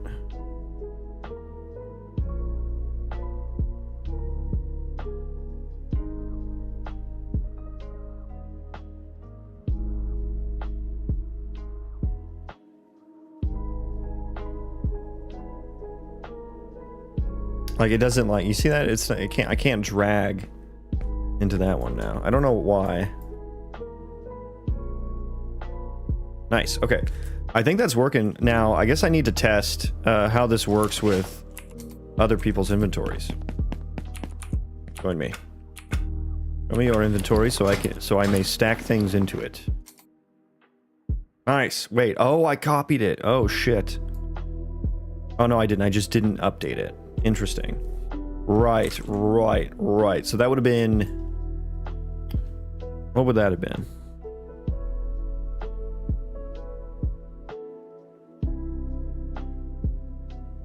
I can sense New World dupe bugs. So far it's working great. I'm just not updating the... I wonder if I should just at the end trigger an inventory update broadcast so that the inventory can re-render. I should just always do that. But then like some of these already have it baked in there.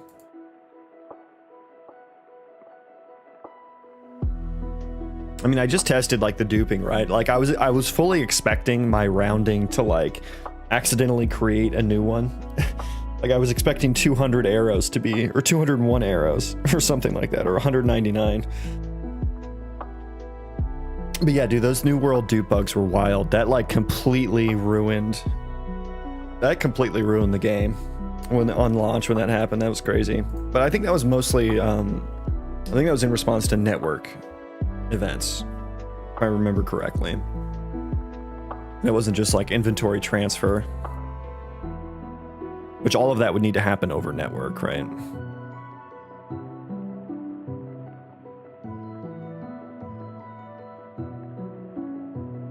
So this would have been move partial item into empty slot. That would have been the case there. And so I didn't broadcast an update here. So else, oh, we just need to from inventory broadcast an update because yeah, I mean, I kind of want to manually just do it at the end, you know, for every case. You know, it'd be easier to understand reading the code, and it would catch everything. It would just be a little bit of unnecessary UI cycles, a little bit of unnecessary UI stuff, but it's not that impactful. Okay, see, now they updated. Stack it in there. Oh, okay. So that didn't work. Oh, right, because they're full stacks. Yeah. I need like an error sound when I hit false. It needs to make a dun or something, you know, some dun sound. Why did I say it like that? Oh, interesting.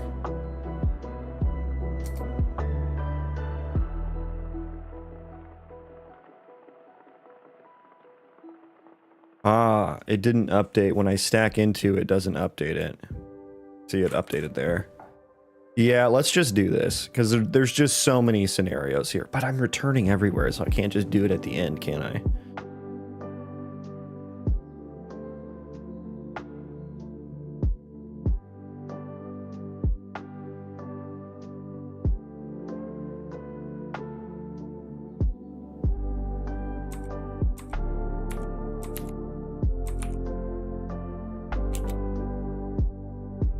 So I think that's what it would need to be.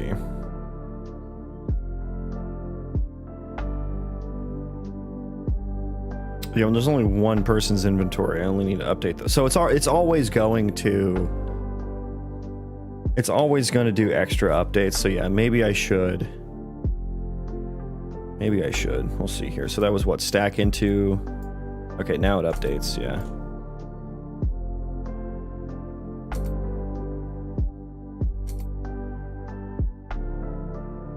Okay, so what happens when we should swap these two, right? Yeah, okay, it swaps in inventory now. Nice.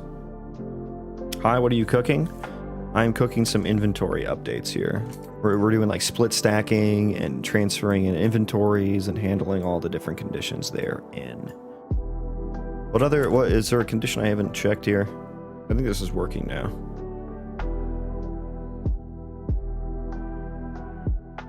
What about stack an entire? Have I tested stack an entire item into another inventory? Why won't you let me do that? Oh, because oh, I found a bug here. The slot is the same index, but it's in two different inventories.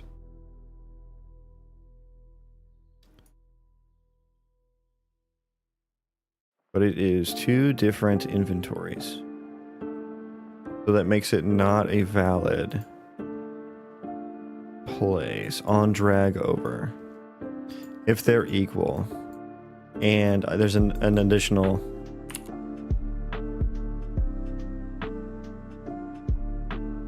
And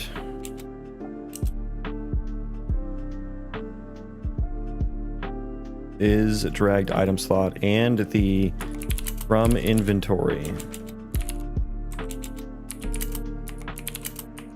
I guess get from actor.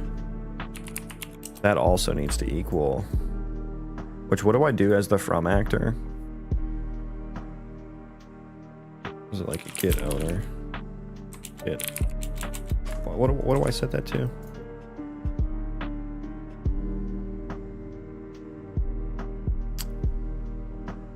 Oh, Jesus. Yeah, that's super annoying. Okay, anchor needs to be... I'm just going to change that to parent inventory. Because that's what I'm using it for now.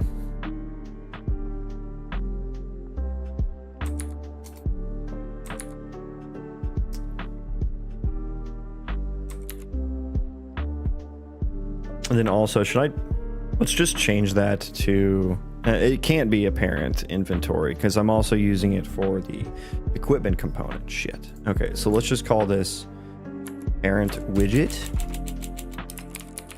Then parent widget then.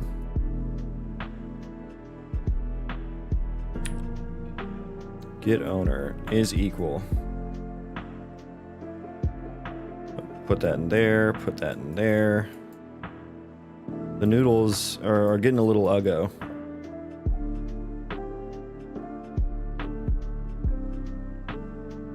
From actor, so put that one in there and that one in.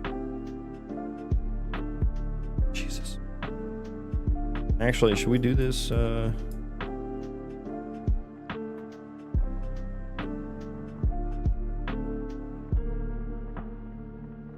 we go.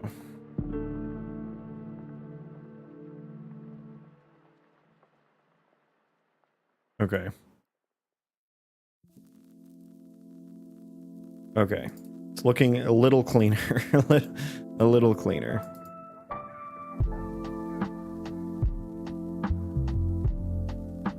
Okay. So I think that was the condition there.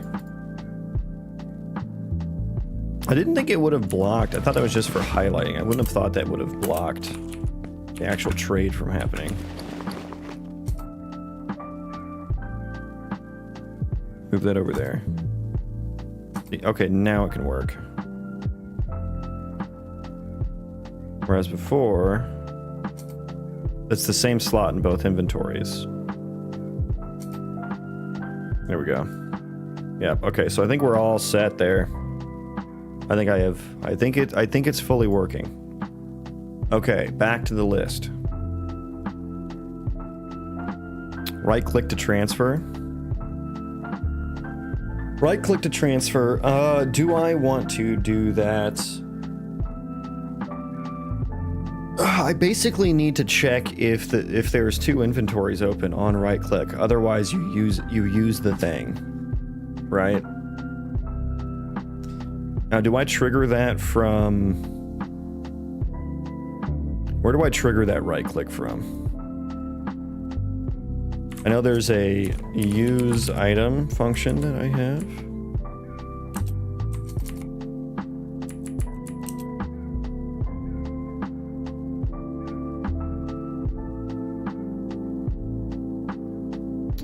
Called from HUD. Use inventory item.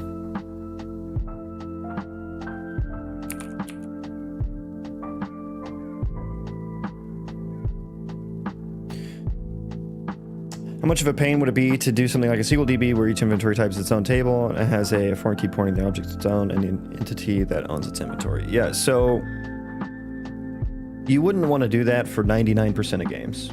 Now, I have actually tried to use SQLite in Unreal Engine. I got it working, but it was so fucking slow. It was too slow for gameplay. So the only reason you'd want to do the SQL database is to store the state after the server shuts down in a multiplayer game. For everything else, it needs to be loaded into memory in order to work fast enough. So the only types of games that's worth it for are like, you know, like MMOs and stuff. Or John Cena! Welcome in! What do you do? Why are you running? Thank you for the raid. Welcome in, everyone. Welcome in. Let's look at the game. How was your stream? Tell us about what you were working on today. Ladies and gentlemen, Rabbit raid. Hell yeah. got him. What the dog doing? What the dog do? I got a little bunny rabbit living in my backyard. And it's got a little baby bunny that runs around too. It's the most cutest thing. I almost ran over it with a lawnmower. And I was so happy I didn't. He's okay. He got scared shitless though. But yeah, they're fine and good. They show up on my on my camera at nighttime. Welcome in everyone. Good morning. I hope you had a good stream. The bunnies are fine. The bunnies are fine and well. My dogs are very curious about them, but my dogs are about the size of a bunny too. So the bunny's not very scared of them at all. This is my game that I'm working on. This is my procedural terrain. I'm working on an RPG Colony Sim Roguelite combo. And what that means for me is something like, think vanilla WoW in terms of lots of classes to pick from, lots of abilities to pick from, lots of talents, plus the combat of vanilla WoW. So kind of tab target. I want to do something a little bit more interactive than just purely tab target. But so think vanilla WoW classes and combat, class design as well, plus RimWorld Colony Sim, which if you don't know, RimWorld Colony Sim, you know, you can build a base, you can recruit these colonists. The colonists have different traits and skills like construction, cooking, mining, that kind of thing. And you got to keep them happy. They have mental breaks. They have relationships between each other, right? If their wife dies, they fucking get upset and they have a mental break, and they might go punch a mortar shell, which you inconveniently stored next to your chem fuel, and it might explode your entire base and catch everything on fire, killing your other colonists as well. So that kind of, and your base gets raided. You need to defend. There's other factions. So I want to do that kind of stuff as well, but in a third-person RPG. And pair it with a roguelite. And so think something like Hades, right? Been a great stream. Did some houses. Tried to do some LD as well. Level design? I think. Hope you're well too. I am well. How's the game going? It's going great. Just got done with a pretty big refactor to my colonist task system. So now we're working on iterating on those tasks a bit more. So what I've been working on recently, let me find a colonist here. Come here, you. Okay, who is this? Who are you? You are Isolde Drake. Join my colony. I need you to go pick some mushrooms for me so I can show the people what I've been working on. Yes, go get that mushroom. Thank you. Actually, hang on. Well, I'll let you pick that one. And then, can you forage some more for me within, say, a 20-meter radius? Okay, so while he's working on that, I'm going to put a little chesty chest down here. And I'll have him build the chest, too. Where'd he go? Where'd he go? Isolde, where are you? There he is. Okay. Okay, yeah, grab that mushroom, grab that mushroom. Okay, now he's going to construct. Oh, he's gonna try and put it in the storage. Oh, did he actually? Oh my god, I didn't even mean for that to happen, and it worked. That's crazy. Did you guys see what just fucking happened there? Okay, so usually there's a separate, like, constructing task. There's a separate constructing task. So I can say, like, construct anywhere, and he's gonna go construct that foundation. And so what I do with the foraging task is, like, he usually has, like, an inventory. Right? He's got this inventory that I can, like, put stuff in. And then I can say, hey, haul your inventory. And he's gonna go put that in the colony storage. So now the arrows are there. And so we've been working on this inventory functionality here. But what happened there that was so fucking cool was that I auto queue up a haul task after the forage task, so that he goes, he forages, you know, and this could be for things like tree chopping or mining or hunting or whatever. Like, you want to go do the thing and then you want to bring the stuff back to the base, right? And so I auto queued that up. And so he recognized that there is and I guess I don't do any sort of, like, when I check for valid storages, I don't check if it's built or not. And so he just went and interacted with the construction building. And because it wasn't built, the interaction defaulted to construct it. And the haul task, it, like, has status updates, like the interaction, like the state tree is like colony state, colonist state tree. There we go. So the interact state, like, it has, like, these status updates baked into it. And then this haul task was responding to those and saying, hey, I still have stuff to haul, keep trying. And so it just kept interacting with the chest, which actually just meant that He constructed it and then put his items in it, which is actually kind of crazy that that worked flawlessly. That worked flawlessly. So I'm very proud of Isolde. Isolde, very smart colonist there. Very smart. Little smarty pants. But yeah, that kind of stuff is what I've been working on. I have construction, I have foraging, and now I have hauling as well. And I've been working on just like inventory things, like shift click to split the stack, you know, combine the stacks, swap items. So that's what I was working on a little bit today.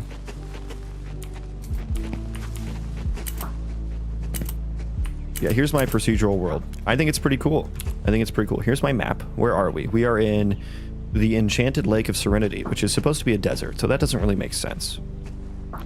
We are right next to the Serpent Spire Mountains, Icevale Refuge, the Witch's Hut, Phantom Glow Abyss, Ironclad Peaks, Labyrinth of Mirrors, Stormwreck Coast, Blood Driver Gorge, Pale Peak Mountain.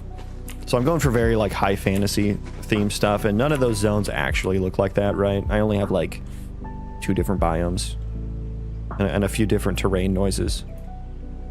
The sandbox name, can he build something like a bit? Yeah, that's the whole point. Yeah, so I have a bunch of different stuff here. Like we have these create some foundations here. So who are you? Don't care. Just join my colony and get to work, please. Welcome aboard. So yeah. Oh, I guess I need to... Oh, yeah. Construction isn't working. Let me put some wood in there for him. Okay, I'll actually... Hang on. I actually need to, like, put the wood in there. So he doesn't understand that yet. So that's something I'll need to work on. So can you, retry that? Sir? He's stuck. Okay, so don't interrupt the construction task is what I'm learning. There we go. There we go. Now he's doing it. Yeah, he doesn't understand. Let me write that down. Colonists don't understand that building blueprints don't have applied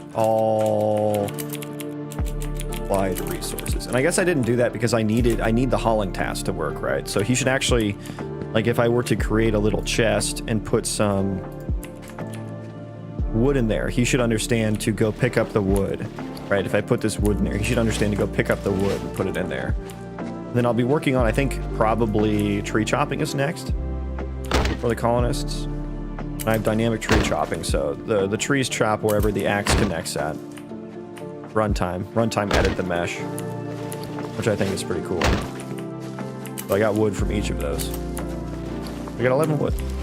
So yeah, I'll send some guys to tree chop, and then they need to... Oh, I totally broke my... The mantling settings on my character are... Hello, sir.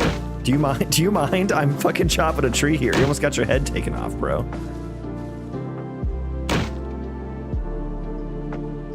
There we go. But yeah, eventually they'll chop trees, and then they'll need to haul that to storage too. And then, you know, of course, the constructors would need to use that. He's stuck right now, so that's fine. That's you're doomed to a fate of staring at that foundation, it seems. So yeah, we got the underground caves, we've got the overhangs, the concavity, which creates, you know, so many fucking issues, but it's really cool. It's really cool. Eventually I'll have ore spawn down here to mine. That'll be a whole saga, a whole thing. I have somewhat destructible terrain. Excuse me. I have somewhat destructible terrain. Proof of concepted. It doesn't work well. Might not work at all, actually. Yeah, these aren't working. Let me try this. No, that's not working. It only works in like a certain direction, it seems. I don't have the rotations working correctly. But DP Dev, Cyber Thinker, thank you for the follows. Welcome in, everyone. I also want the digging to respond differently to the different. It should be deforming the terrain, but again, it doesn't work well. It doesn't work well. I want it to respond differently to the different terrain types. Like this is dirt, right? You'd expect. There we go. There's a deformation. But you'd expect dirt to respond differently than stone. So yeah, it deformed. It deformed. It actually changed the. The pickaxe anim is the best. Yeah, it's a homemade. That's a homemade My Drunk special right there. Like you see how many verts that created in comparison to like the resolution of the terrain. Like, bad. I don't need that. I don't need that many verts. Doesn't look good. Also, then I need to regenerate the... Yeah, so it looks like there was like rock underneath there. So yeah, we'll need to handle that. We'll need to handle that. We can do a little bit of combat too here.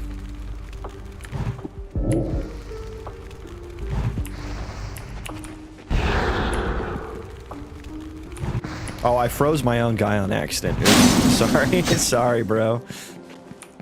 Oh god, he juked me right there. What is this? Oh my god, the navigation... Dude, this is happening more and more often, but I do have like 2,000 entities spawned, so I suppose that makes sense. I've said this before, but I need to build from source to fix that issue. Like, this is a pretty deep in the engine issue that I need to fix. Slave sim. Yeah, the children do yearn for the mines. They do. They say they don't, but they do. So we'll definitely have some child labor, of course. You can't have a colony sim without child labor, right? I mean, that's what empires are built on. Or so I'm told. Hello, please. Hello? Okay, we did build. There it is. There it is. And so the flow of the game for me is going to be something like, you know, you start at level 1, you pick a class. Start at level 1, each class has like a bunch of unique abilities to choose from, and then every few levels you'll get to pick a new ability from like 3 random abilities, and then you'll start to kind of create a build as you level through the game and explore the world. And then when you die, you'll start over at level 1, right? So you'll have new random abilities the next run. Hopefully there'll be enough that every run will be different to some extent, right? In terms of the class design and stuff. And then as you're running through the world, you can recruit colonists, you can build a colony, you know, you might find like a really good blacksmith, right? So if you die and restart, your colony's still going to be there, the world state's still going to be the same. And I might do a small time skip when you die, like a static time skip, to where we'll try and do seed here, where, you know, your base might get attacked while you've been dead, right? You might get attacked, or maybe your base just has a bunch of resources now because you haven't been around for a little bit. 3 abilities, kind of like Vampire Survivors. Yeah, like, you know, or like Deep Rock Galactic Survivor, you know, the Survivors games. Yeah, kind of where that idea came from. But then, like, when you come back to your colony, you know, you have that really good blacksmith that you got. He can make you better gear now. You have a bunch of resources now, so there's like a meta progression there that kind of naturally fits together. And so that's kind of the flow of the game. And so you have these procedural worlds. This is supposed to be ocean, so I'll need to do a lot of managing of this world map, because not all world maps are equal. We're in Watchtower Peaks. Then I have AI generated quests as well. This guy's name is Xenon Sunstone, and then I used AI to generate like a bunch of like character backgrounds and stuff and just threw them into a database. But I'll go ahead and generate a quest. So while that's generating, let's read about Xenon Sunstone here. 32-year-old male dwarf paladin who is stubborn and dumb. Oh, I love this. I love this. That's so good. I think I got this the other day too. Xenon had a normal childhood, growing up in a loving and supportive family who always encouraged his adventurous spirit. But in his adulthood, despite lacking intelligence, Xenon makes up for it in an unwavering bravery and dedication to his friends. Oh, so nice. So nice. Okay, what quest do you have for me, Xenon? And my name is Bardrick Silverbrook, I guess. So he says, Bardrick Silverbrook, eh? Good to meet you. I've got a bit of a situation, you see. And frankly, my brain isn't quite big enough to handle it all myself. Brave, yes. Smart, less so. It's about the shrine of Everlight, just outside Oakhaven. See, it's gone dark, completely and utterly dark. These flames are out, the chanting has stopped, and Old Man Hemlock, you know, the caretaker, he's gone missing. Of course, a paladin of my standing can't stand for this. Darkness must be vanquished. However, I'm not exactly the stealthiest fellow. I might scare away whatever's doing the darkening. So here's the job. Sneak into the Shrine of Everlight, see what happened to Hemlock and why the light's gone out. Less frightening, more peeking and listening. Savvy? Come back and tell me what you find. I'll be waiting right here. And be quick about it. The longer the shrine stays dark, the worse it'll be for Oakhaven. And so we got the Dusk at Everlight, part 1. So it's a chain quest. I actually gave the AI the ability to create chain quests. And basically what I do there is I just like, I dump my entire item database into a prompt. I put every character that's spawned in the world along with all of their backgrounds, traits, class, level, all that information gets spawned in there. Eventually I'll also be passing in the zone information. I'm not doing that part yet. But eventually I'll do that. And then I just said, hey, generate me a quest. Put it into this JSON object for me. I gave it an example JSON object. I was like, generate a fantasy RPG video game quest. And I give it like some enums for like quest objectives, like some types, right? This is like, you know, defeat, or it could be building something, could be acquiring an item or a certain number of items. And then I also say, like, here's an array that you can fill out with some mob information if you want to spawn anything. And so I've actually gotten it to spawn things into the world.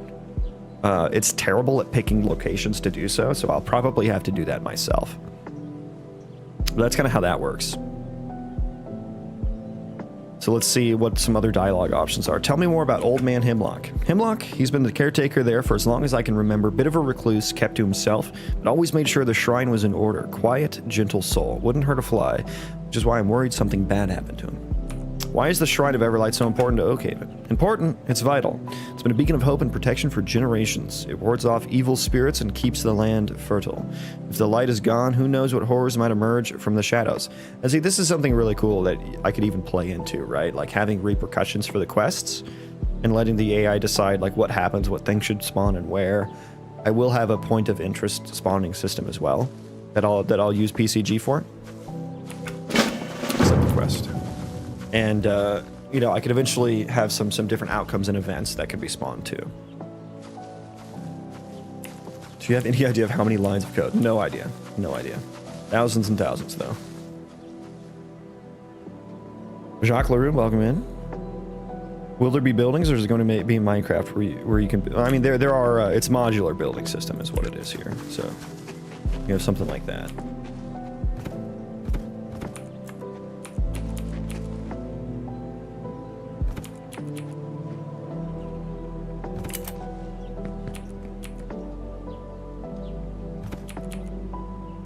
So then I can do like a little door, put a door there.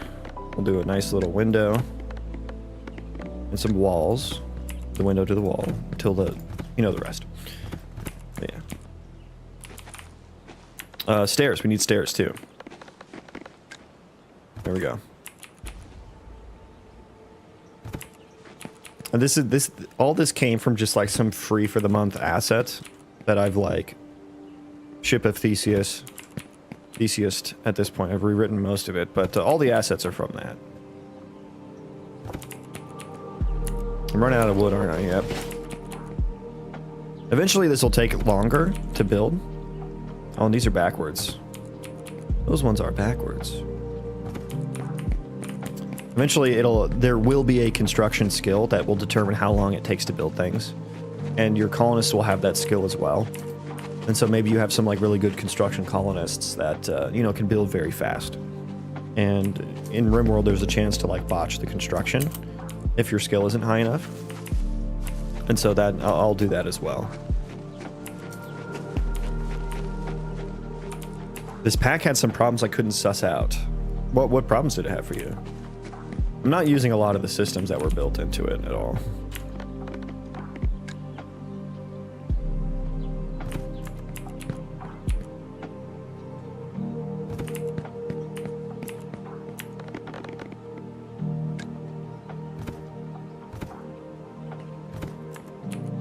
Oh, I'm out of wood. 100 wood is actually kind of hard to get, too.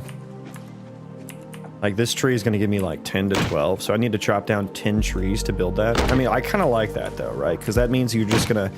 That's why you send your colonists to do it, right? And it also gives you... There will be a logging skill as well. Okay, that gave me 9 wood. Gave me 9 wood.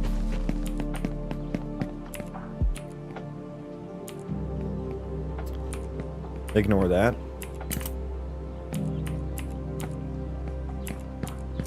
Systems were the problem. Yeah, there's like an ownership system as well. There's like door locking and stuff like that, which I will have like ownership, but mine is just based off the colony ownership. do some dual wielding here. Oh, it's a caster. Hang on. Casters are actually kind of hard. Oof.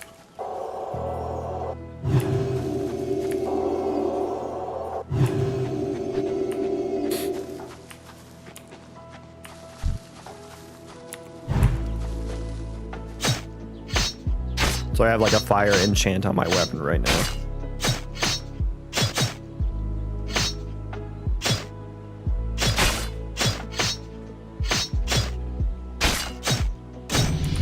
Ding, level 2. So that might be where I would get like a choice of a new ability, right? What is this? This is game dev. It's a game I'm working on. No name yet. RPG Colony Sim Roguelite in a procedural world. So yeah, just kind of showing it off a little bit.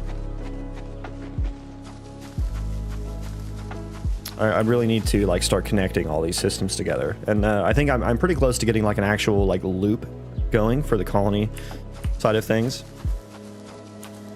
Because all the colonists, the green guys, have like a hunger level that decreases, and like when they get hungry, they'll start running around looking for food. And you know, I'll have a pretty good flow here soon, where it's like, you know, I'll eventually add like a debuff on them when they're hungry. Maybe they start losing health and they'll die if they're hungry for too long, you know? And so I'll need to do that. And then I've already got the hauling and the foraging working. I just need them to actually go to colony storage to get food, right? I'll need to do like some mechanics for like, you know, I put like a table and some chairs there. Okay, that's a little difficult to use, isn't it? Okay. Yeah, okay, and the pathfinding failed. Woo! Okay. Yeah. Assets from World of Warcraft. Yeah, a few. Some sound effects and some icons, and I actually retargeted some of the animations onto the Unreal Engine skeleton. Because animals are hard to come by, it turns out.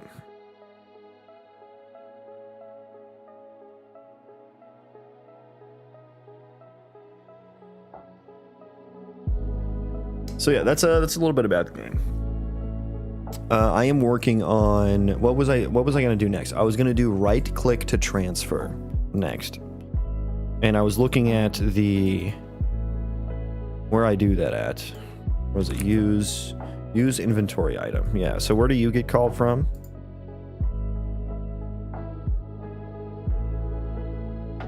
Where do you get called from? Looks very interesting. Thank you. I appreciate that. Yeah, happy to answer any questions or explain more if anyone has any. But yeah, for those who just joined, you know, it's RPG Colony Sim Roguelite with procedural terrain and AI generated quests. It'll be, I'm thinking World of Warcraft, you know, vanilla WoW. I'm a man of culture. Vanilla WoW plus RimWorld plus like Hades.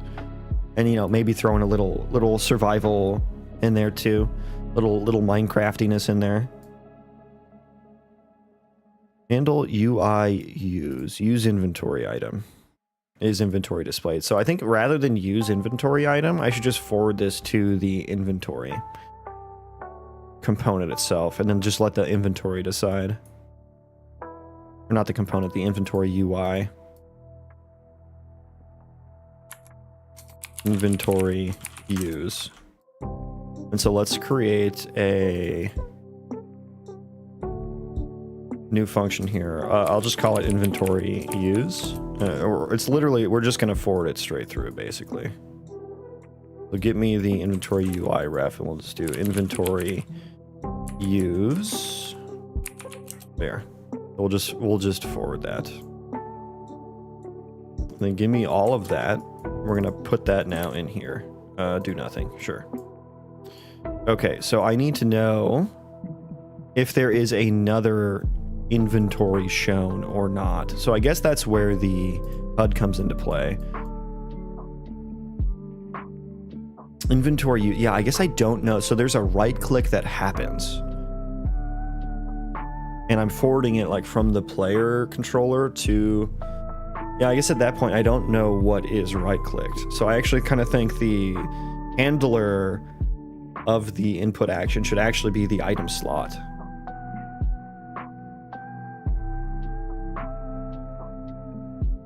Yeah, I actually kind of think that should be the case. Then the item slot knows what inventory it's in and stuff like that.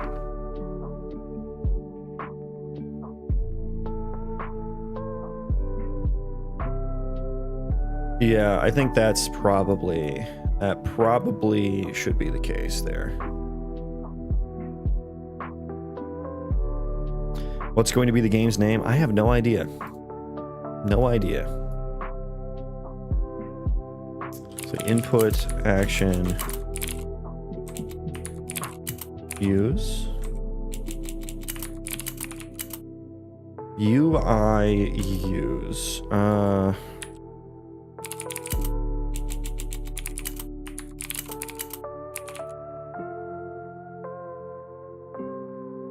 Otis, hello, welcome in. I guess I don't know. Yeah, what is the on key? Do I need to do like an on key down here? After key is pressed when this widget has focus.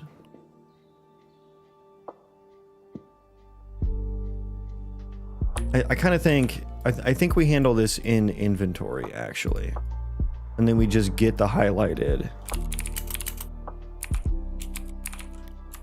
And then we just get the highlighted index item. Oh, which I got rid of. Shit. Because I thought I wouldn't need it. Well, look who's the dummy now. Yeah. Mm-hmm. Okay. What do I want to do about this then? Is there just a... It would be nice if there were an event that only like automatically only triggered. Like I do have like whether or not it's highlighted, so I could just be like on UI use, do something like on completed, will branch off of whether or not it's highlighted, which means, you know, is your mouse over it? I've already got that captured basically. But then it's gonna like run this code for every single fucking item slot every time a right click happens. And then I'll also need to get like if this is like visible and valid as well. And the HUD like the inventories don't know about each other unless it's through the drag and drop thing, which is not going to work for like just right clicking. So it really does feel like I need to do this from the HUD. But then the inventory needs to know which item is like highlighted, which should be whichever one the mouse is on. Yeah, I think I need to put that functionality back that I deleted on now. Shot myself in the foot.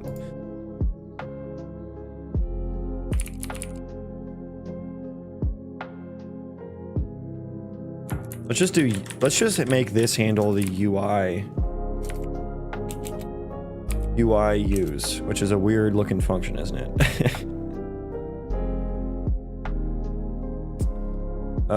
Is target inventory displayed?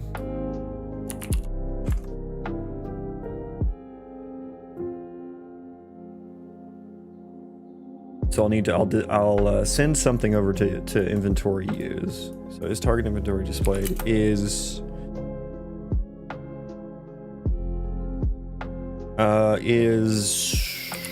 inventory displayed? I'll also need if is character panel displayed eventually, but that's going to be kind of we'll just put that there. So different things are going to happen. If only inventory is displayed, then we equip it or we use the item, which isn't, you know, the item handles what should happen when it's right clicked. But if they're both displayed, that's the first condition. If they are both displayed,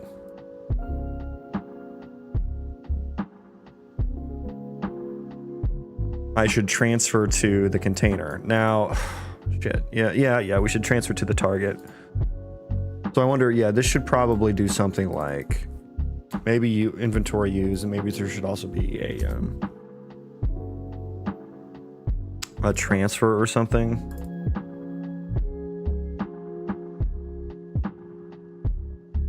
Which is really just all of this code. So I should maybe make this a reusable function here.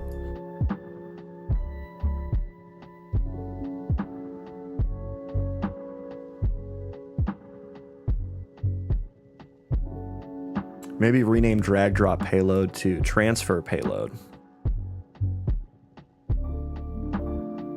Let's just call it, I already created a new function. So let's call that transfer item.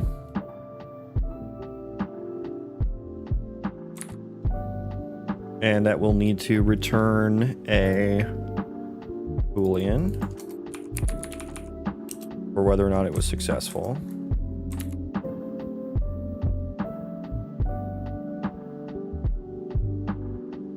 Drag drop payload.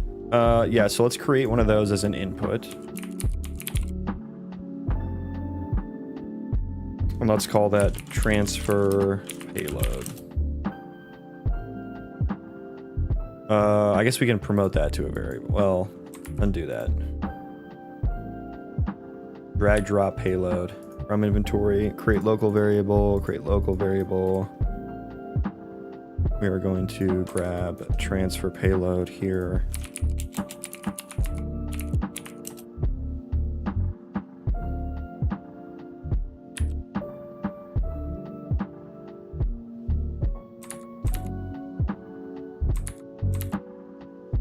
Okay, let's also rename the class now too.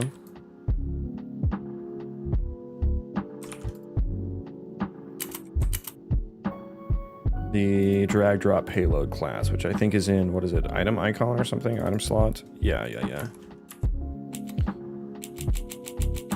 DP transfer payload. Okay, you can go away now. Thank you.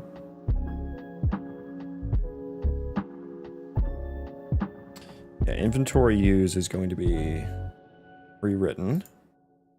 Not quite there yet, so we're going to delete. We decided we're going to delete that, so I'm going to do this. If they're both displayed, transfer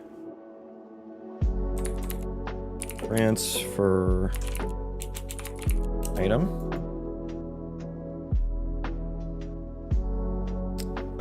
But I don't know the item, so that's, we need another function.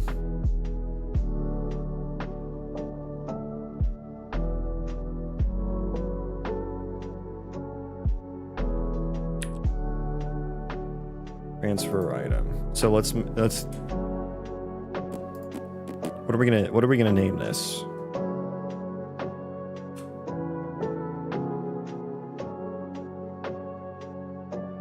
Let's just do transfer highlighted item.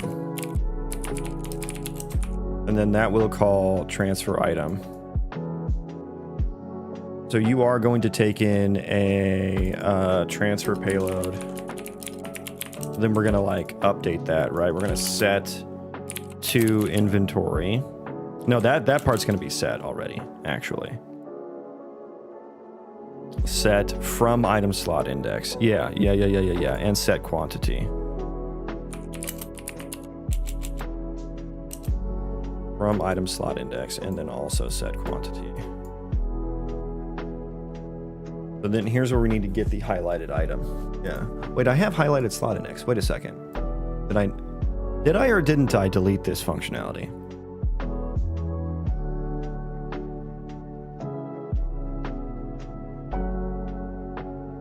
Set highlighted slot index. Oh, wait, do I still have it? I hope I still have it.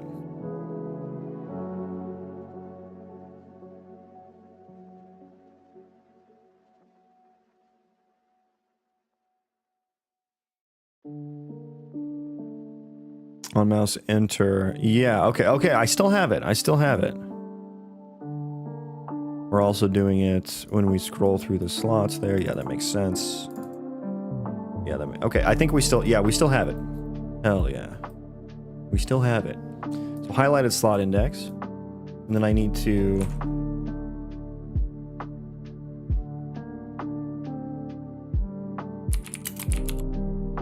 get item at index.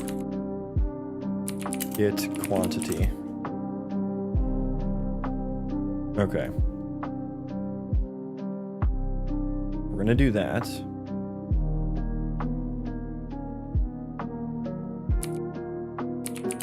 Transfer payload goes in there.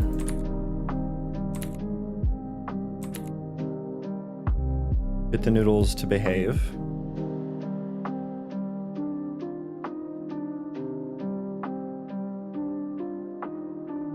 Okay, so now we just need to make sure that the place that this is called from kind of pre-populates that payload. Transfer payload. Construct, no. Create, no. New object. Are you kidding me? Construct object from class. Okay, fine. I'll do it manually. Transfer payload. Yes. Pop that in there.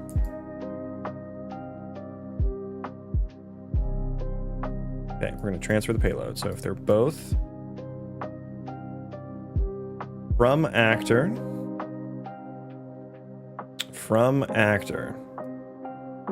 do I have, what do I have here?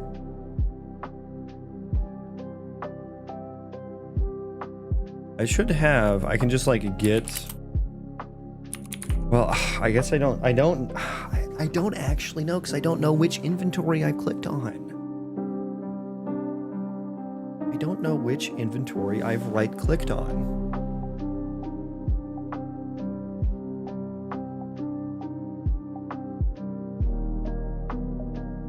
So I could click on the target inventory, I could click on the character inventory.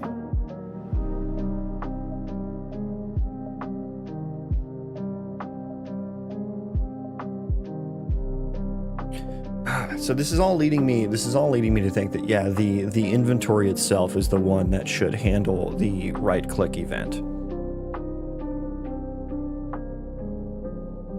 And the item handles the drag start event, so I guess we could make it there, right? You right-click on an item, the item defines what happens.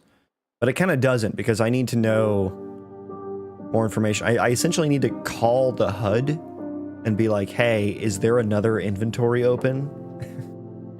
What else is open? What happens when you right-click a colonist's inventory and your inventory isn't open? Do you equip it to yourself? Do you use it for yourself, or does the colonist use it? That's another question.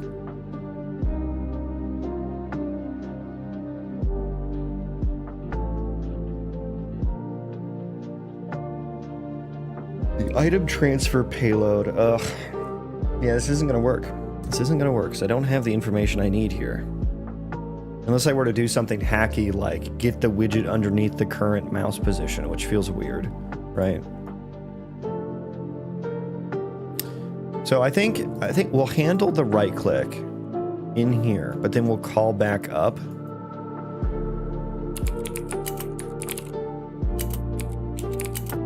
Burnt pineapples, welcome in. Good morning.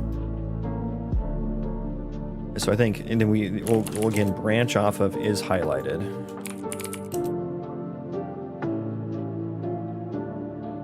Do I use if this is highlighted? I need to, I guess, get local player HUD. UI use. If this is highlighted, UI use. And then I need to, that needs to like take in the item, right?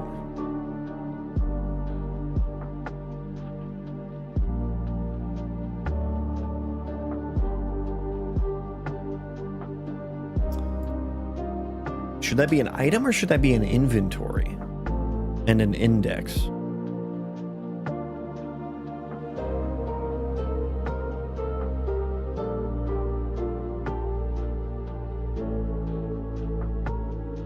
Okay, should I just put it in the inventory and then I get the, that would be the from actor would be the inventory owner, right?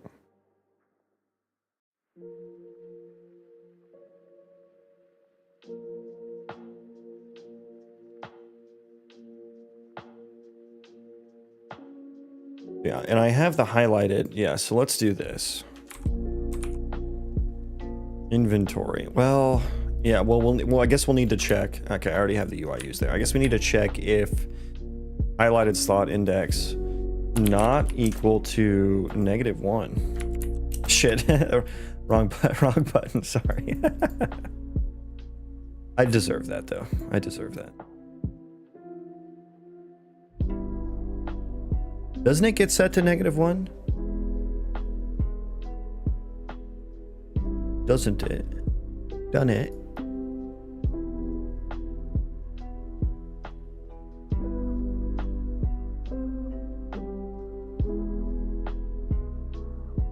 I feel like it should.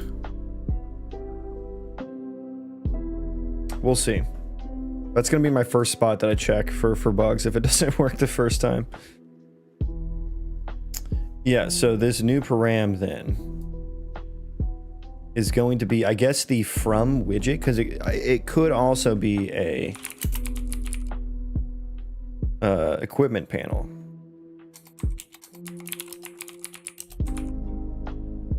UI use. This event came from a widget, so we'll cast to inventory. There's going to be so many cases handled here in this function.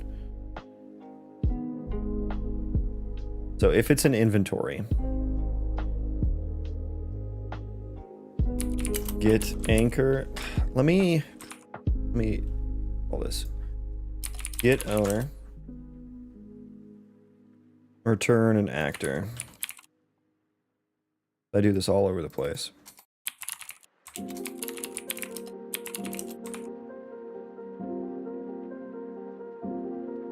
Inventory component, validated get. If it's valid, get owner. Not that one. Get owner. There we go.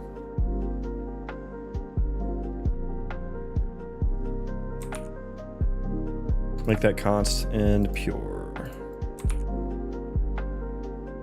Okay, from widget, wire that up.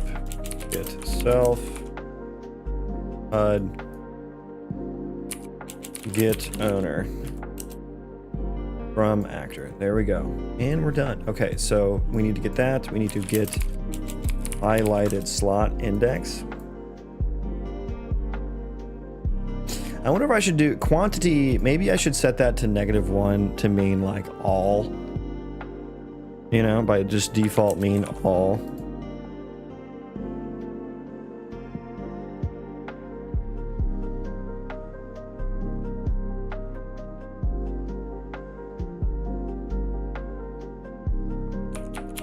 Select quantity.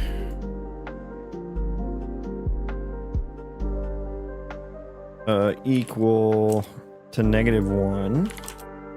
It's equal to -1. We are going to do item get quantity. Pick A, otherwise pick quantity. Oh, the noodles. Oh, them noodles. Okay, yeah, that looks fine. That looks fine. Surely that won't create any issues, right? Surely. That way we call UI use. That all gets populated from item slots. Construct payload, transfer item. So UI use, transfer item, transfer payload. I also need to set like the to item. To item slot index from, yeah, I guess the drop just handles it, right? What's the background music? It's there. It's there in the player. Bits and hits. Bits and hits on YouTube.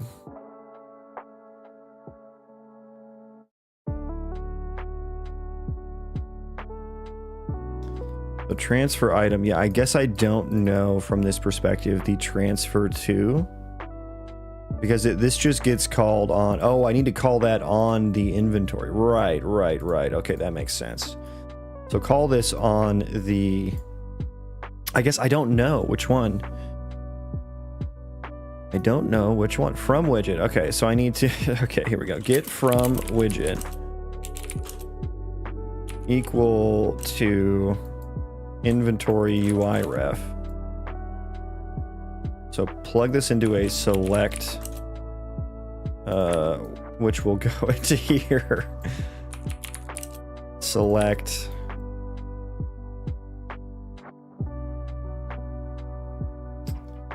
If the from widget is the inventory UI ref, we will use the inventory UI ref. Otherwise, we use the target inventory ref.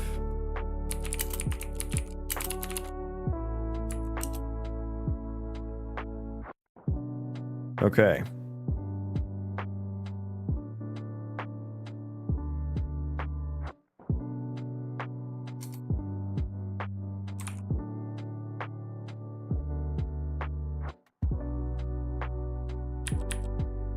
Okay, does that work now? I don't know the 2 slot, but it defaults to -1, which means it'll just go in the first available slot, which is the desired functionality. That is the desired functionality. So we've written that. Let's fix the UIUs. Let's do it from this perspective. Okay, so handle inventory use is going to be here. So if false,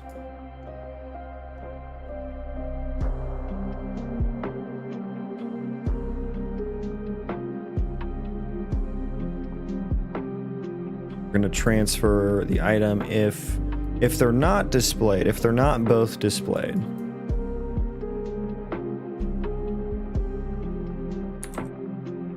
UIUs. I guess that's also getting called from the character, right? Wait, where are you called from right now?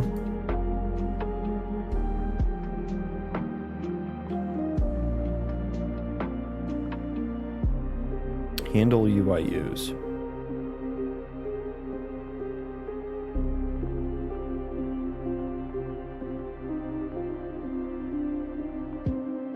Yeah, I don't think that's not going to be in the player anymore, right?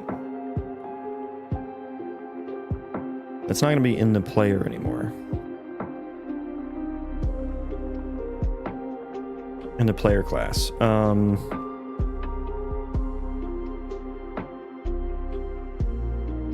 Yeah, I mean, it's an input action, so I should automatically assume that it's coming from a player, so I don't necessarily need it there. I'm going to delete that. And also handle UIUs. So now,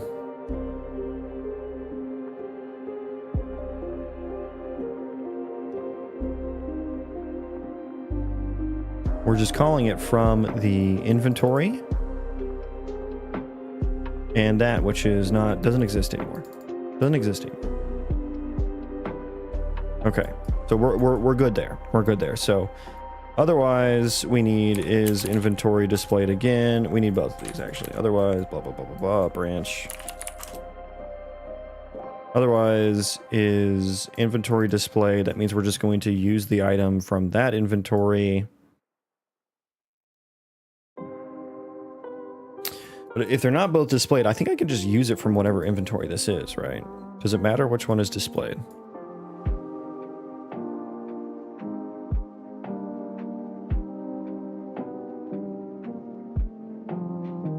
Inventory use.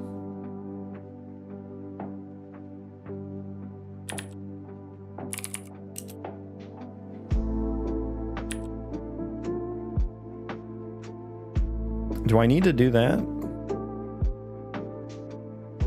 Refresh slots. What is refresh slots supposed to do? Oh, that's on the character panel. Yeah, refresh slot. We're gonna do that from the HUD.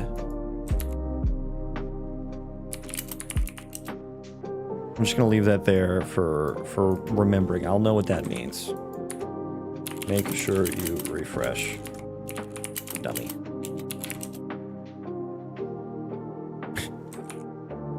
Yeah, I think I just UIUs on this bad boy.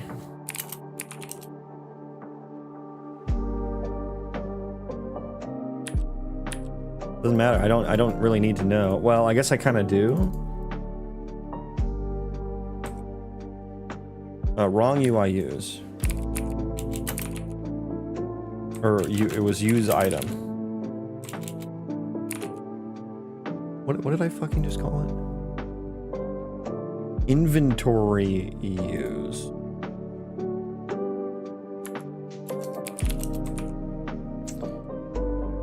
I wonder, would you want to use something from the colonist's inventory? Because that's what's going to happen here.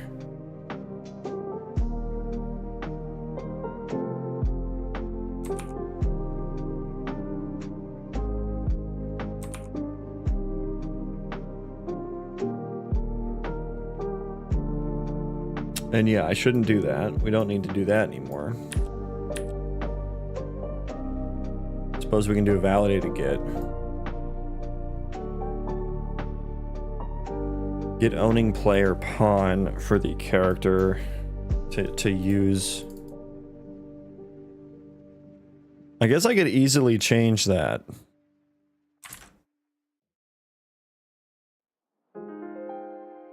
I don't know, what would you guys think? If you're right-clicking something in a colonist's inventory and your inventory isn't open. If your inventory is open, it'll transfer the item. But if it's not, like, when you right-click stuff in your inventory, you use it. If you right-click a weapon, you equip it. If you right-click a potion, you'll use the potion. If you right-click food, you'll start eating the food. If you right-click something in a colonist's inventory, would you want to eat that food? Would you want to use that for your character? Or would you be saying, hey, colonist, use this?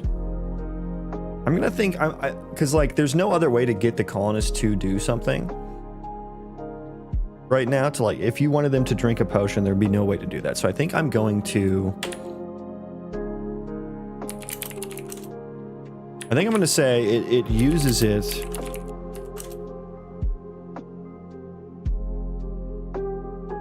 It uses it on the colonist, or equips it to the colonist.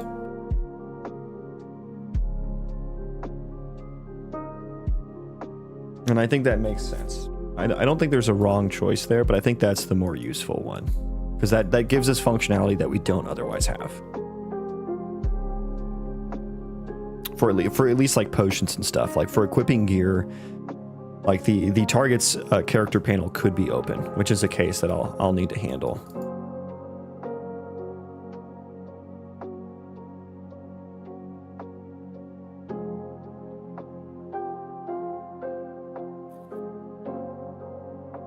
Is this all it is? Am I done?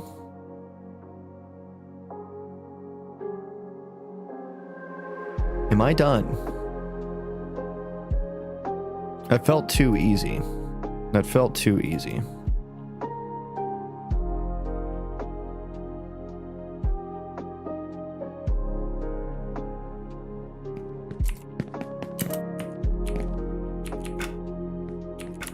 Okay. Hello, I right-clicked. Please respond.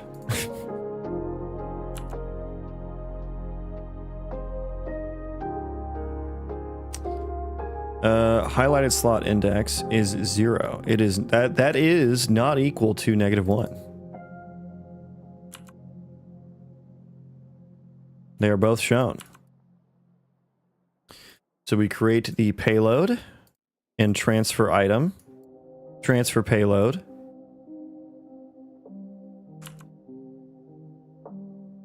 From item slot index 0. Wait, did I click the 0th item? I don't think I did. From inventory is the entity inventory component. I don't think that's right. Yeah, so I think highlighted slot defaults to 0. Okay, yeah, it defaults to 0. Default that to -1. Also, I need to probably handle if the item is null or not.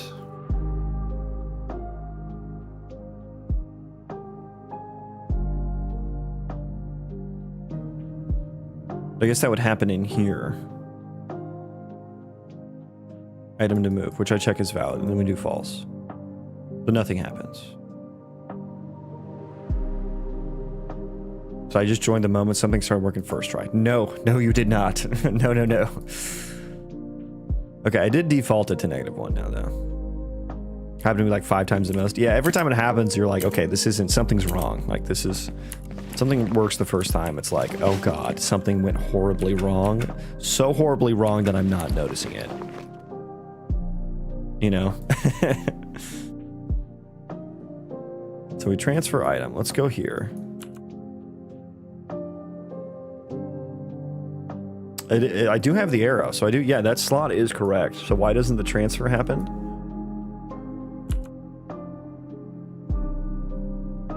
Oh, the 2 item slot is negative. That's a valid case though. Wait, why did I do that?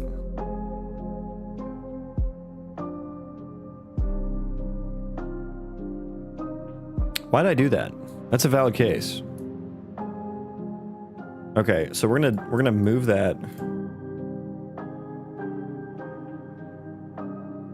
Oh, I know why. Because when I'm dragging and moving, it gets unset. Yeah. I need to check that. I need to move that somewhere else. On the drop. Oh, I didn't even... Oh yeah, I copied that, so hang on. Transfer item. So we need to do that. If it's not equal to -1. If it's equal to -1, we're like dropping it basically nowhere. Which we will handle, but not right now. And then all of this get deleted.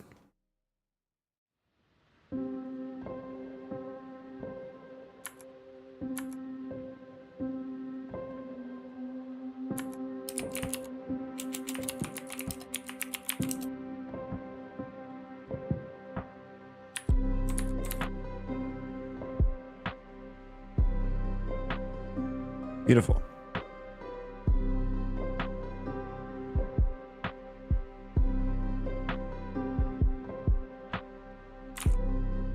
What did I just press? Somehow created a new desktop. It's not what I wanted. Okay. Now I think it should work. Hang on, I think I need to delete a little bit of code. Where was... Okay, no, we did. We deleted it. Okay. Hello, sir. Join me. Show me your inventory. So let's transfer something there. That transferred it to the wrong inventory. I did try, though. It is good that it tried. What did I do? Where is it? It's in the HUD. If the from widget, transfer item. Oh yeah, these do need to be flipped. I was thinking about that backwards.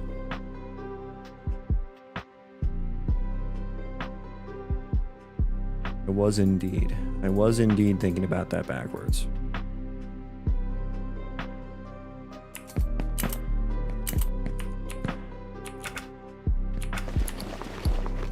Boom, baby.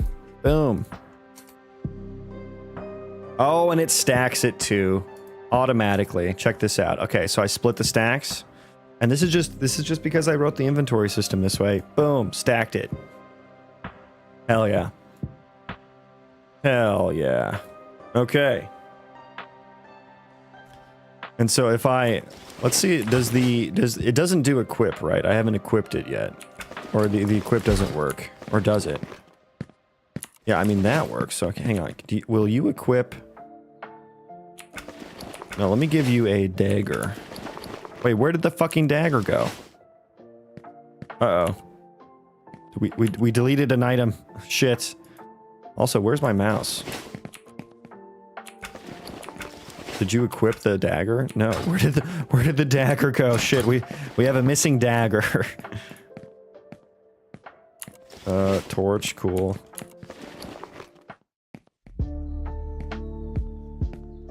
Okay, interesting. I'll need to rerun that. Run that back.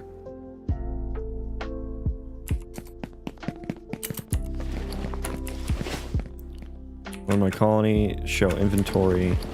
There's the dagger. You still have the dagger. Okay, I right-clicked it. So wait, did you equip it now?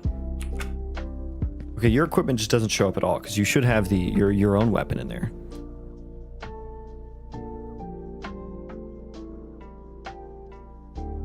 Okay. Okay. What happened to the dagger?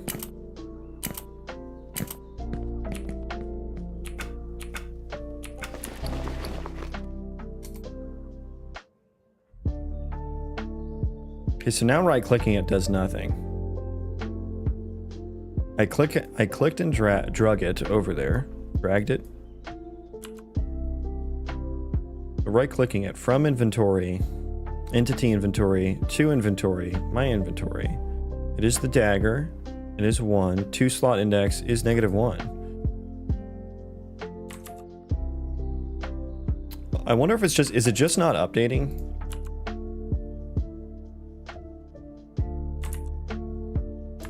Or if I close and open.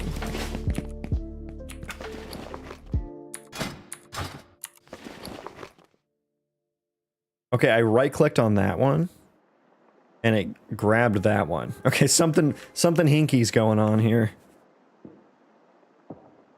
Okay, that just swapped.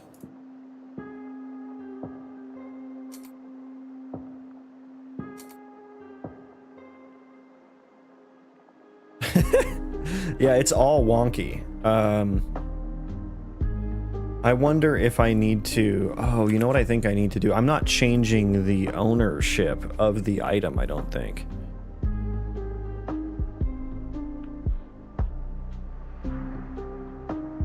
So they still, from the item's perspective, they still think that they're in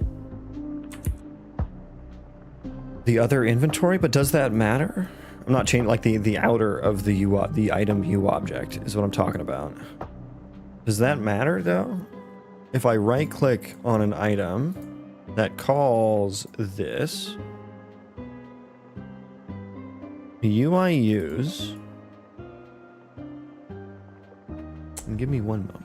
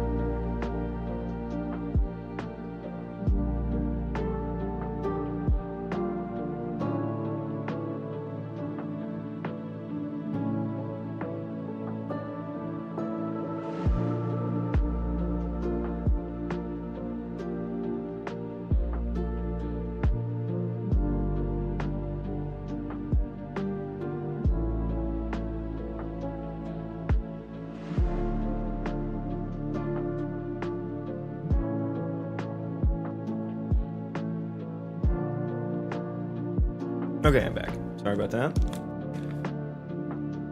The inventory UI has its own personality. Your inputs are just suggestions. Yeah, it's kind of. It seems like it. I didn't even notice like any kind of pattern either. It seemed very random. But we'll figure it out. Yeah, I was thinking. So I was thinking that the item has like the wrong outer in certain cases.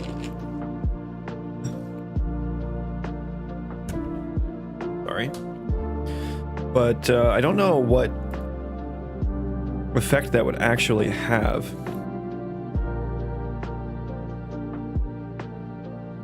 Because I'm not like using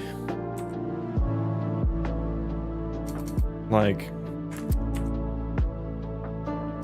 for like a my weapon.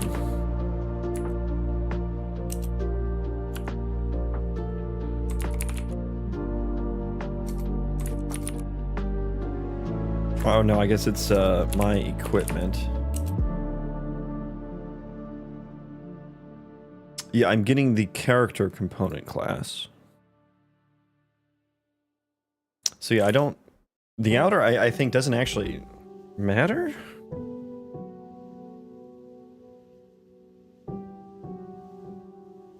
And like, I also have to assume that there's also maybe some...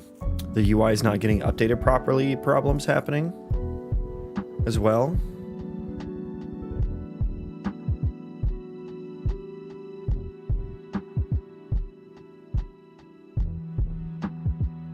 So this I can set this to -1. I wrote that functionality in now.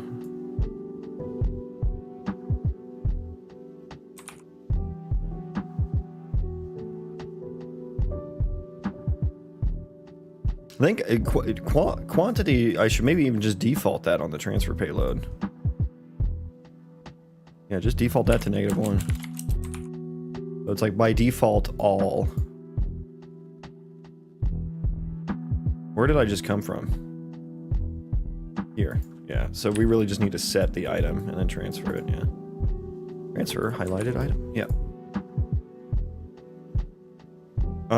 Okay.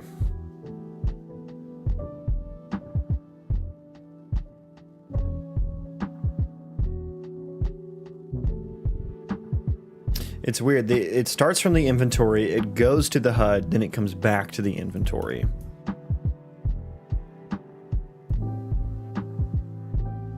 Transfer payload from actor from inventory, then I put it in this inventory.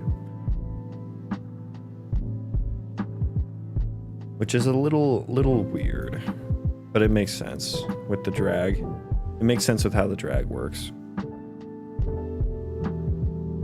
The UI use from inventory, let's just make sure, let's follow it here. Okay, so UI use, so when you right click, if the highlighted slot index is not equal to -1. So let's do a log here.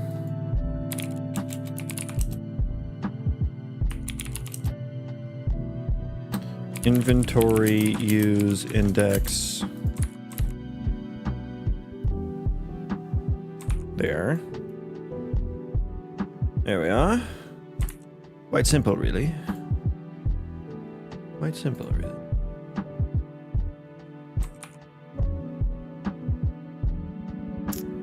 So yeah, let's just do a quick little audit of what the indices are. So if I right-click there, I get a -1 and a 7.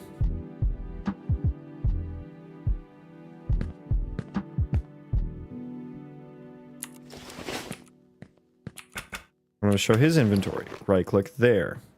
I get 7. So the old one is still highlighted. That's an issue.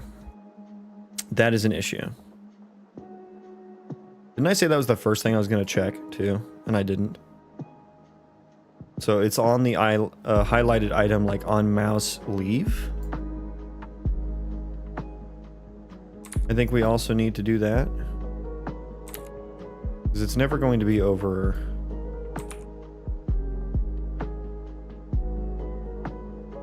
multiple, right?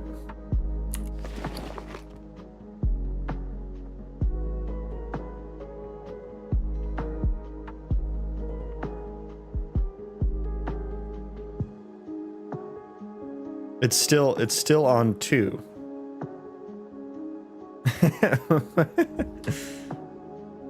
Oh no, I didn't. I set it to the old. That's dumb. I did the wrong thing. I was setting it equal to itself on leave. Is there a way to debug blueprints? Yes. You can put breakpoints on them, but they're not always, doesn't always show you all the information that you're looking for. Okay, now it's always.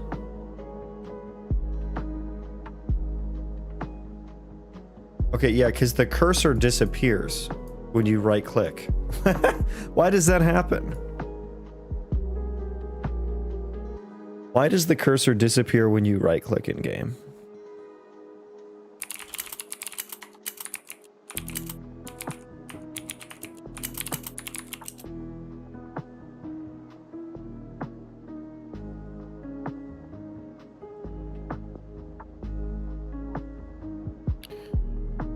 Setting input to UI only instead of same results.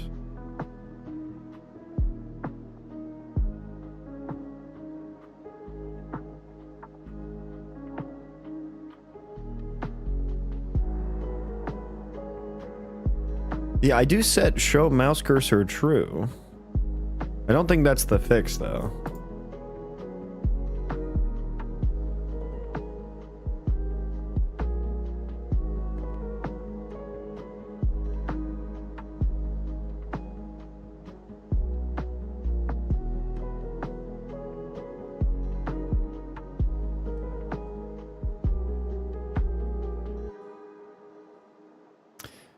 Set hide cursor during capture false. Okay.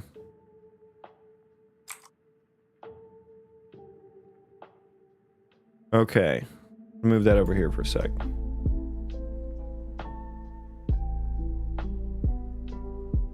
How do you manage cursor modes when showing UI? Usually it's all just through my HUD class, which does a set show mouse, is it? What is it? Show cursor, hide cursor. This right here. Set input mode. Is there a set input mode?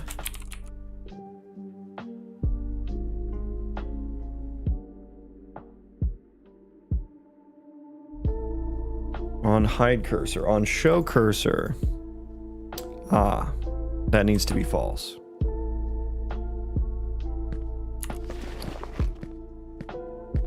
Okay, it still doesn't. The hover goes away. Why is that? So yeah, it shows the cursor.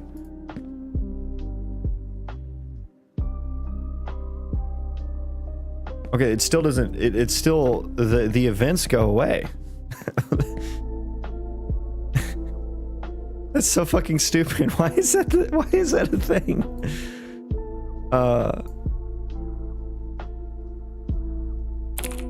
Mouse over event doesn't happen when holding click.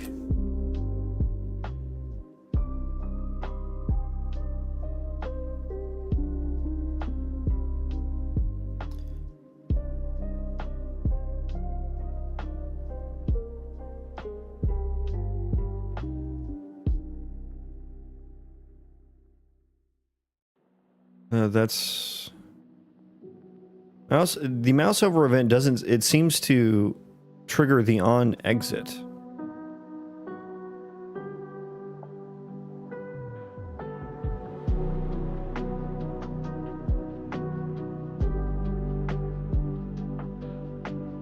I'd actually give UE5 another shot the next week, and watching you work in the last week or so made me appreciate its workflow a lot more. Yeah, good luck. Good luck.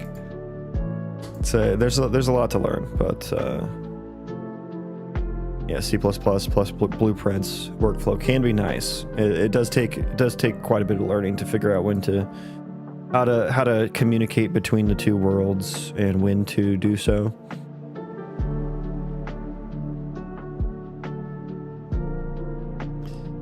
You need to include a set node for enable mouse over events on the player controller.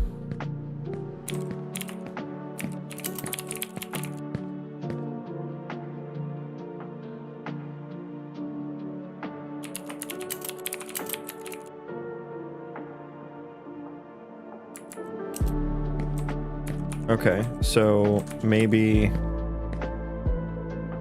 probably need to stop that, yeah. So maybe on my HUD, show cursor, set enable mouse over events.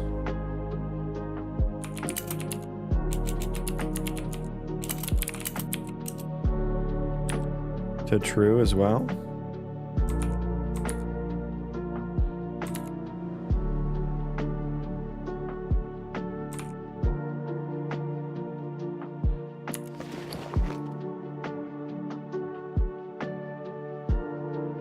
No, it still goes away. Why does the mouse event trigger?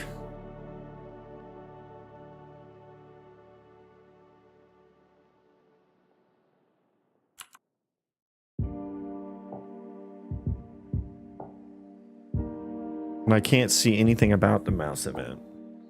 Is it because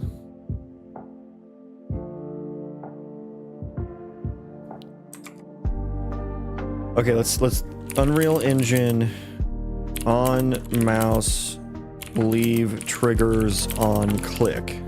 I don't want that to trigger on click. Yeah, there we go. This is the same thing. Yep.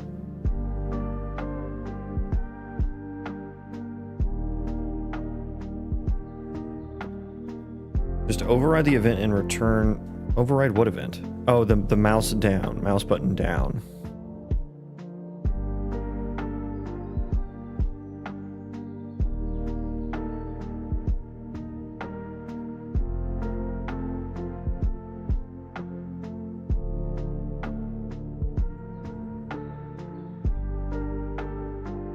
This seems so stupid, but yeah, that probably will work.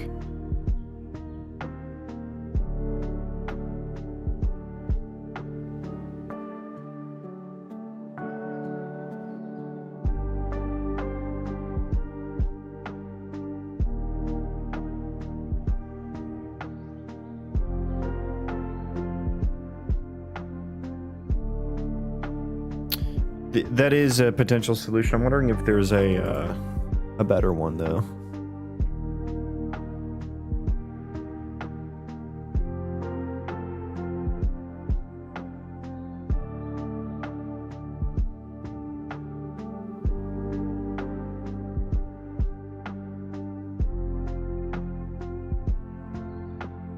Oh, it should be UI only. What is game? Oh, it's a game and UI is what causes it to. That's the solution I'm looking for. That's the better solution, I think. And I do game only, and then when I show cursor, I do game and. What does game and UI mean?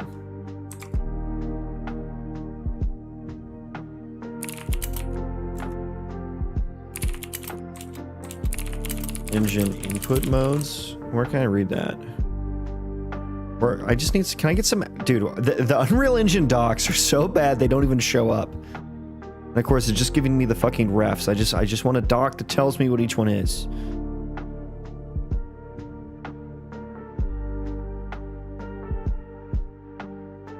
When you set input to UI only, the player controller can no longer process input. Okay. I see. The widget in focus has now the exclusivity, and it should be the widget that shuts itself down and restores the appropriate input mode.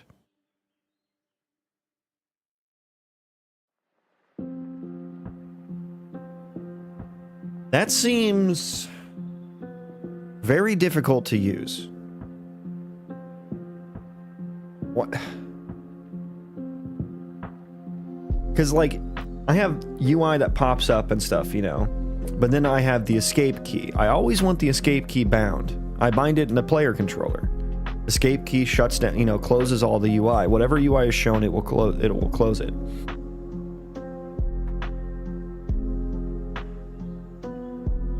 So if I set it to UI only, that would stop working, and then I would need to handle that, I guess, in my HUD class, if I didn't want to. But it says the The widget in focus now has the exclusivity, and it should be the widget that shuts itself down and restores the appropriate input mode. So I would have to do that from every single fucking widget? That's who would use that?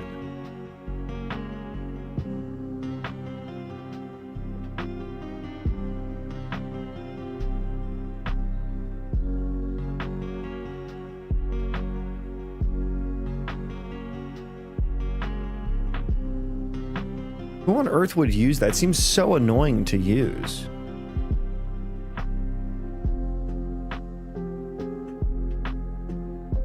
What do you call on the PC's escape key? I do call to the HUD and tell it to hide all UI. It's an enhanced input action. But I don't know if the UI, I don't know if the HUD would still be able to respond to those events if I said it. I mean, I can fucking test it, right? I suppose I could test it. What does hide all UI mean? Like this.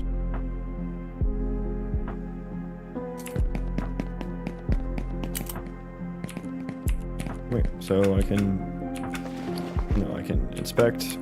I hit escape, that goes away. Hit escape again, that goes away. So now it's like if I set it to UI only, what I'm reading is,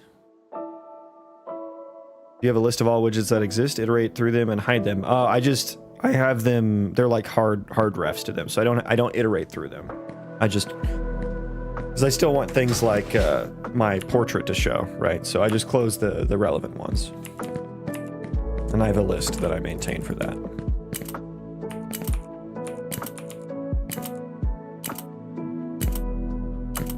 But like, yeah, I don't want to, whoops. I don't want to shut down my player, because like I still want to be able to move around, right? Like, who would use that input mode? I mean, I get the only use case that has is for a full screen, and I guess games are, and I hate this about games nowadays. So many games are doing the full screen UI, and I hate it. It's not necessary for like 60-70% of use cases. Like, I am not going to have a single full screen UI. Even my fucking world map is only going to, it's probably take up less than that actually. Pause menu. Here's my pause menu. Oh god. You don't need a full screen UI for that. Main menu. You mean like the start screen? Well then yeah, when you're not, I mean like when you're actually playing the game. And it's like, so many games have their, you know, their character sheet is the full screen. The user interface is the full, or the, not the user, the inventory is the full screen. Like, dude, I don't need all that. And it's kind of jarring to switch back and forth between the world and the UI when it like takes over the full screen and stuff. I'm talking about when you would need a UI only input mode, but the player controller doesn't exist in the main menu, so you don't have to worry about it. You can still use the same mode and just make it less confusing.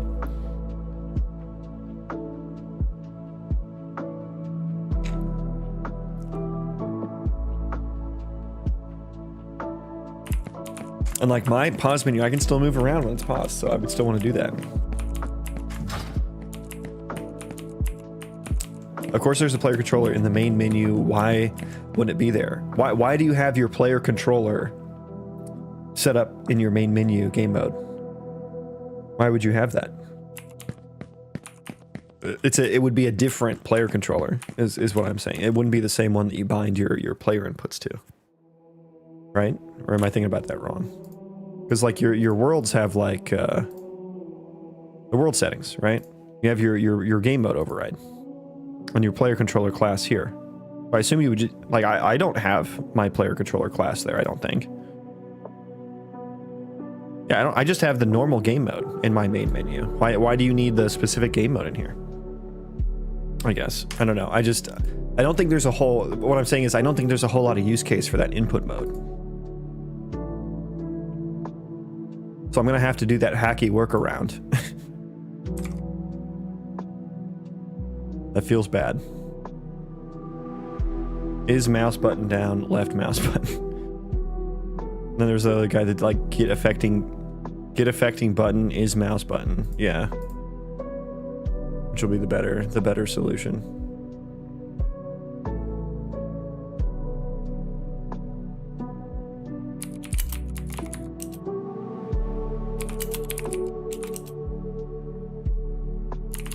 Yeah, I think there's a better way to implement the input modes.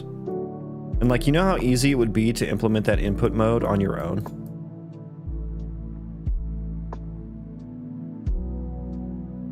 To just like, it would literally be a single boolean in your player controller or whatever.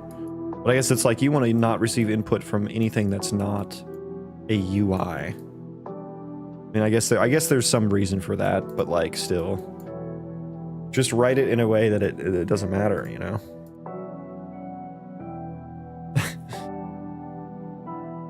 Middle, are you laughing because you agree with me? Or are you laughing because this is another blueprint implementable event situation? I have a feeling this is another minority take. I feel like I am, what bike shedding, right? That's what we call it. I feel like I'm bike shedding here. But I mean, this is annoying, right? This is annoying that I have to do this. And this is now just like some knowledge that I have to know. Like, yeah, when you click the mouse button down, I don't think by default the mouse leave event should trigger. Like, that's silly. The mouse is still there. Why would I want that to... In what case would you want that to happen? I don't agree with you at all.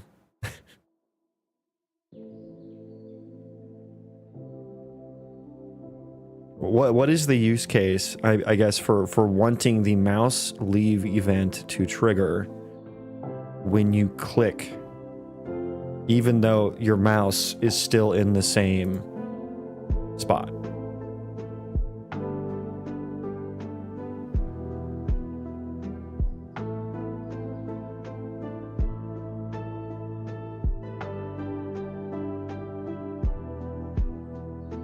I don't know.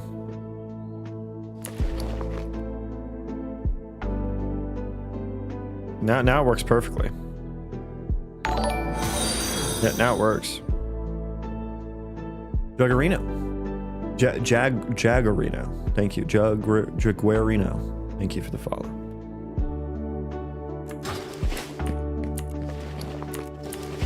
Okay, now it works. So maybe that had something to do with why our inventory couldn't transfer properly.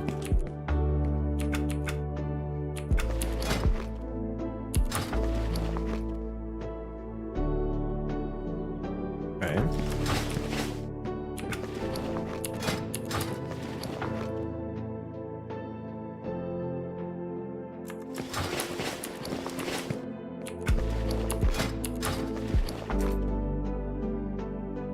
Just do what makes sense for me. Yeah, I mean, I don't disagree with that point, but I just don't think that the default functionality of this is something that should be a thing. Like, that has clearly tripped people up before based on I found like 2 of the first solutions were for my exact issue, so I'm not the only one who is confused about this.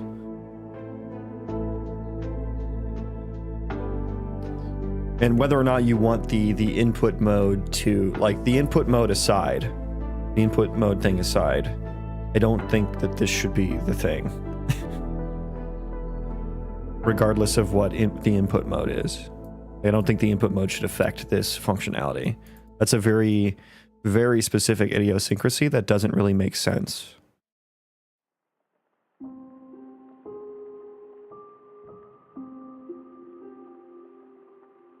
Yeah, I think that's fair to say. Anyways, right click, it's stacked, split it, right click. We're still good? Okay, so I think, yeah, the like highlighted index thing was an issue.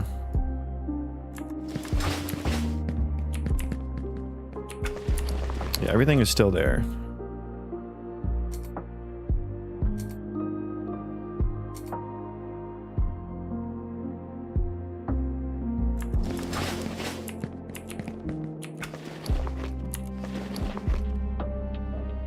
Okay, and it goes in, that's nice. It actually goes into the first stackable slot instead of like the first empty slot. So that's actually nice that happened automatically.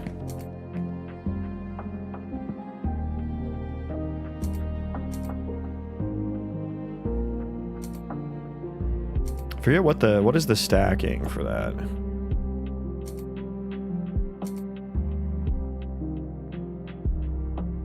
Oh, and it stacked up to the final one to the final total until it went to the next one. Oh, it's so nice that it automatically works like that.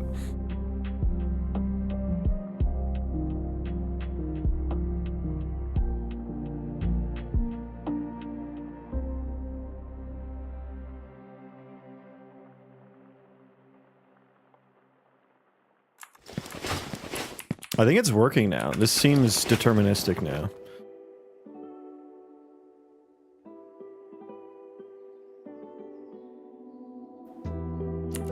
You're having a problem having the slot while dragging. The original problem was like I was trying to do a right click to like when you have okay, so here's the issue. I'll explain here. On the item slot, I have an on mouse enter and an on mouse leave. This determines which slot is highlighted, right? So you see how I highlight over it. This determines which one is highlighted,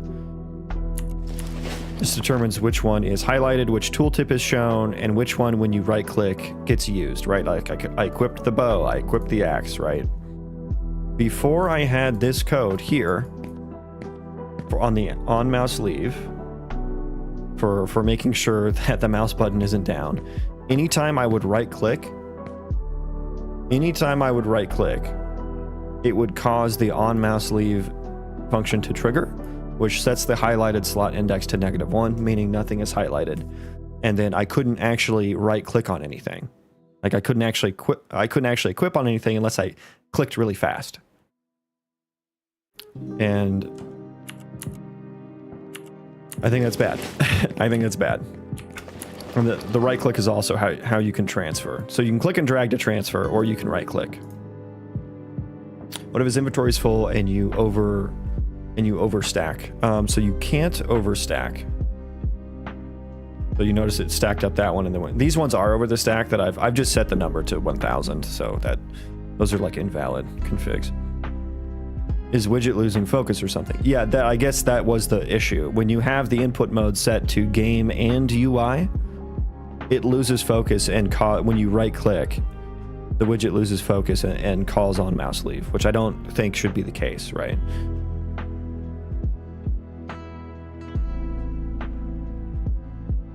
I don't think that just because a key event happened that a widget should lose focus. Especially if the event is a mouse event and your mouse is over the widget in question. I don't think that it should lose focus automatically. I guess that's the crux of my issue with the system. And then my extension, I just don't think the UI only input is that useful. The way they have it set up. To me, it's only useful for when you have those full screen UIs. Where do I detect the right click? In the inventory.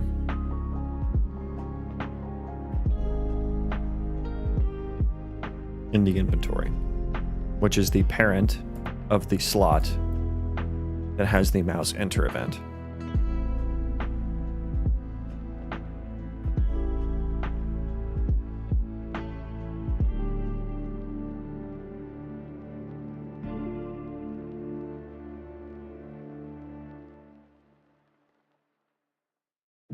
But I mean, I think if the answer is where this gets triggered from is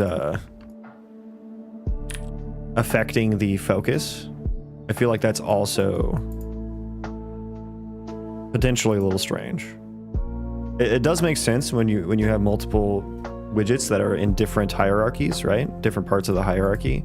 I have two different inventories. Which one I click on depends on which one has focus. That makes sense.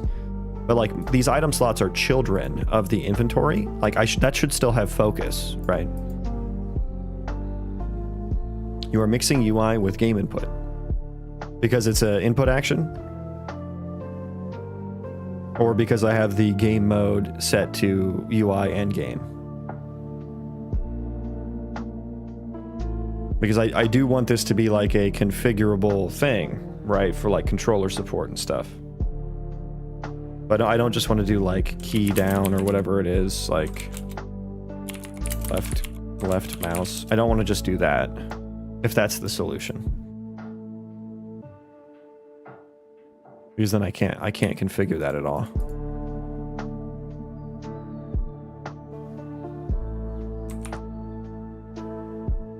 But anyways, we have it working now. So I think we can cross that one off the list.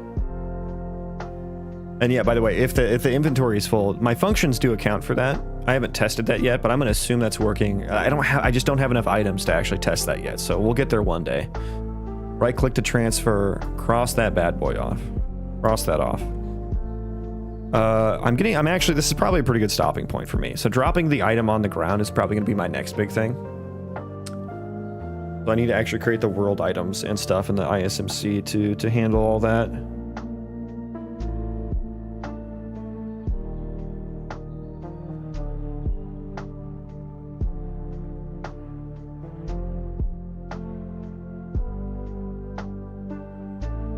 You can bind inputs in UI too. Yeah, that's what I'm doing. This is the inventory UI.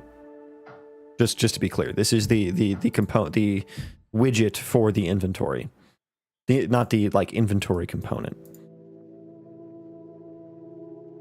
So yeah, I do have bindings there in the UI.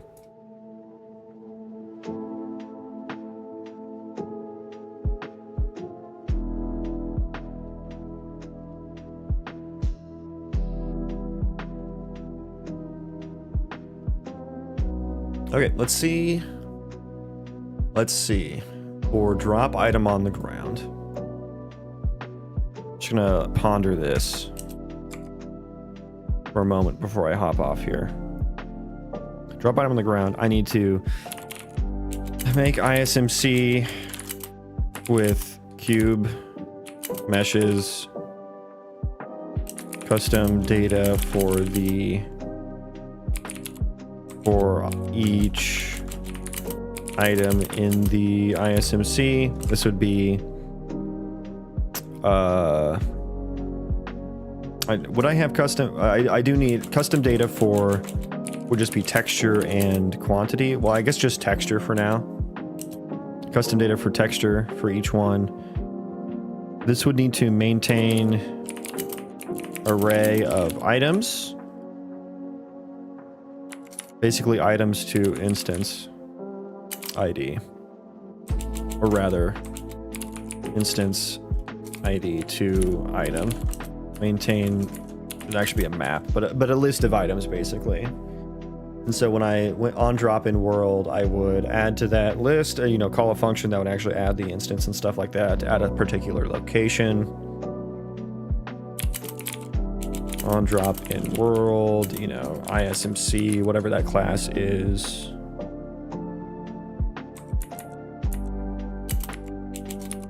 On drop in world ISMC, like drop item, the U, taken into U my item, and then that would add to this would add to ISMC and item map.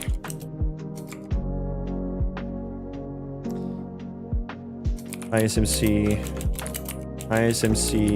has interaction interface. Interact. This picks up item.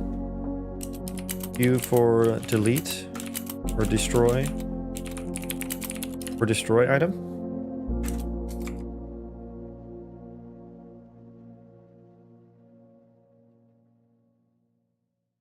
Yeah, maybe you would want to destroy item. Items also now need a durability as well if they're going to be in the world, but that's a whole nother system.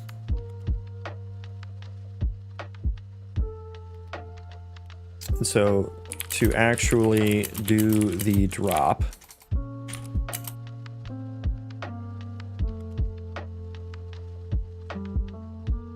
is there a way for me to detect? So I have the on drop here. But I guess if I'm just I guess I would need to override that on the HUD. HUD class on HUD UI. I hope that would just handle everything else that isn't that.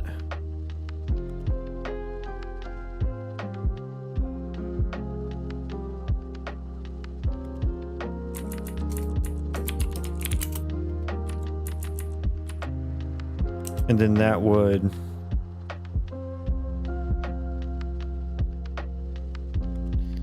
What would that do? I'd have to do like a line trace or something, right? I'd have to figure out where, you know, I'd have to figure out location. There's got to be a max distance, right? Because if you just click somewhere in the sky, it's not gonna drop it from the fucking sky, right?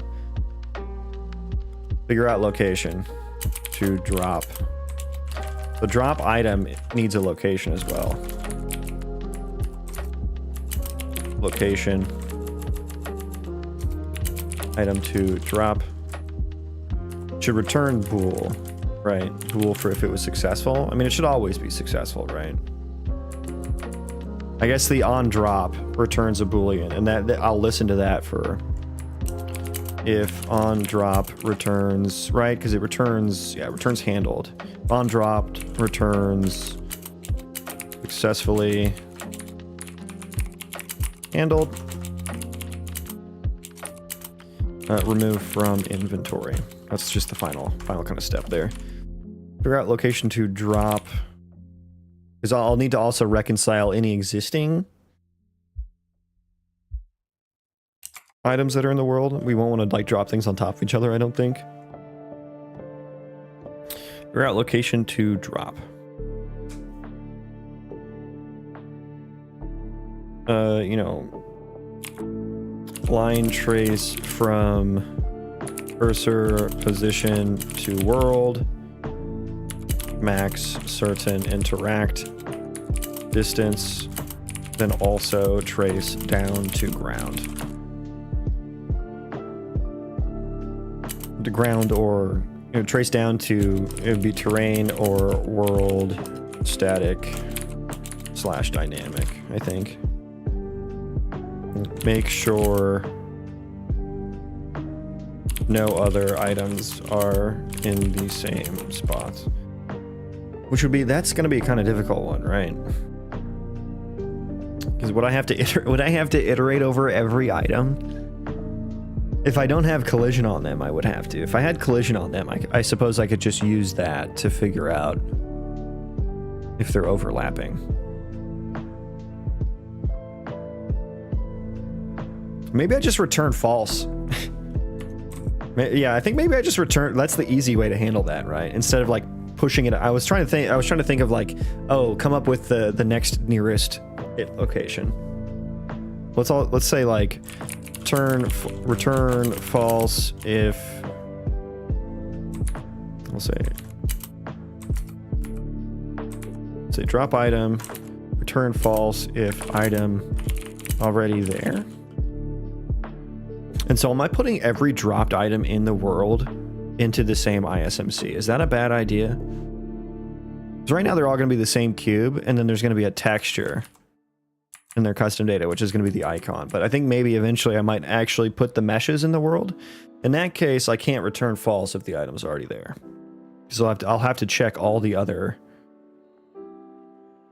ISMCs for world items. World item ISMC. Maybe there should be a subsystem for that.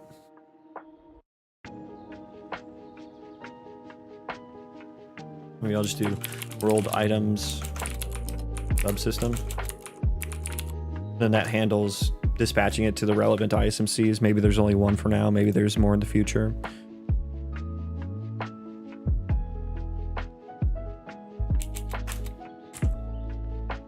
Say if drop item return successfully handle, remove from inventory. The item to drop has add to ISMC and item map, custom data and item map. Now, say if Line trace is in, I'll say results in area.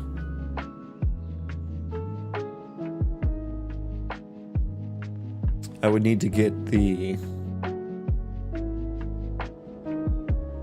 I don't know, maybe you have to like make sure the line trace hits something valid so that I don't have to do, because if you click it like off in the distance, it'll go out, you know, trace outwards and then trace down to get the terrain. Maybe I make you click the terrain, right? Maybe I just make the player have to specify something, although that would be kind of annoying, right? Maybe you should just drop at the player's feet if they don't click on anything. We'll have to play around with that. We'll have to play around with that.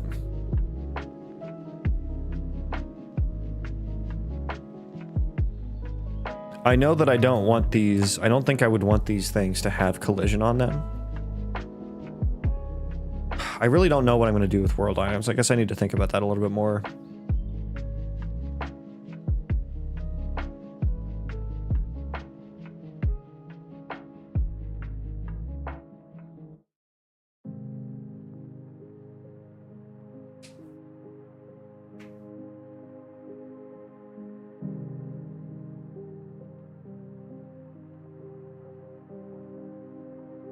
One thing I think would really be cool is to have stockpiles where you can actually see the items that you've collected.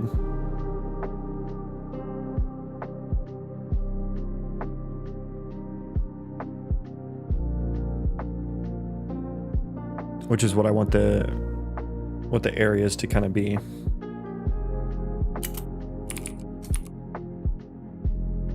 There was a game called, what was it? Farthest Frontier? Is that what it was called? Something Frontier? And it was a Colony Sim game, but it was like a top-down Colony Sim game. But you could like zoom into the storage areas. You can actually see all the things. Like they had physically modeled all the things there. Like the wood, gold, food, all that. And it was actually kind of cool to see. And so I think that would be pretty sweet. I think that would be pretty sweet to see when you're walking around your colony. You can actually see all the shit. It also take up a lot of space, right, for like tree trunks and wood and stuff, you know. But then again, I also maybe don't want to make that too realistic or too like one-to-one size-wise, because then it's going to be like you're going to chop down a tree. It'll give you like the amount of wood a tree gives you would need to be like, it's either immersion breaking because I can't really balance how much wood things take with how much wood is in the world. And it becomes unimmersive because it's like, oh, the fucking foundation takes 100 wood, which is like, you know, maybe that's 10 trees, but it's like, dude, you don't need 10 trees to actually build that, right? And if it's going to be storing the whole tree like that, then that illusion becomes a little bit more apparent, I think. Maybe that's not too big of a deal though for the coolness that it gives you.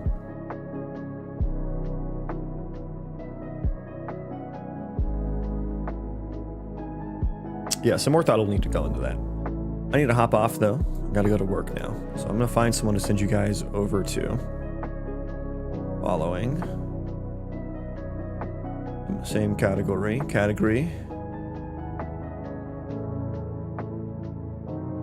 What is he? Is he playing Doom right now? Let me see. Is someone streaming on YouTube? Let me see here. I have like 2 people watching on YouTube right now.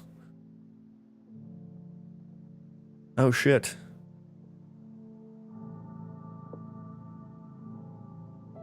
Cavino. Okay, so we could raid Cavino or Prismatica. I'll do Cavino because I don't think we've done a YouTube redirect to him, even though I have 0 people on YouTube, so it's not going to matter. It's not going to matter at all.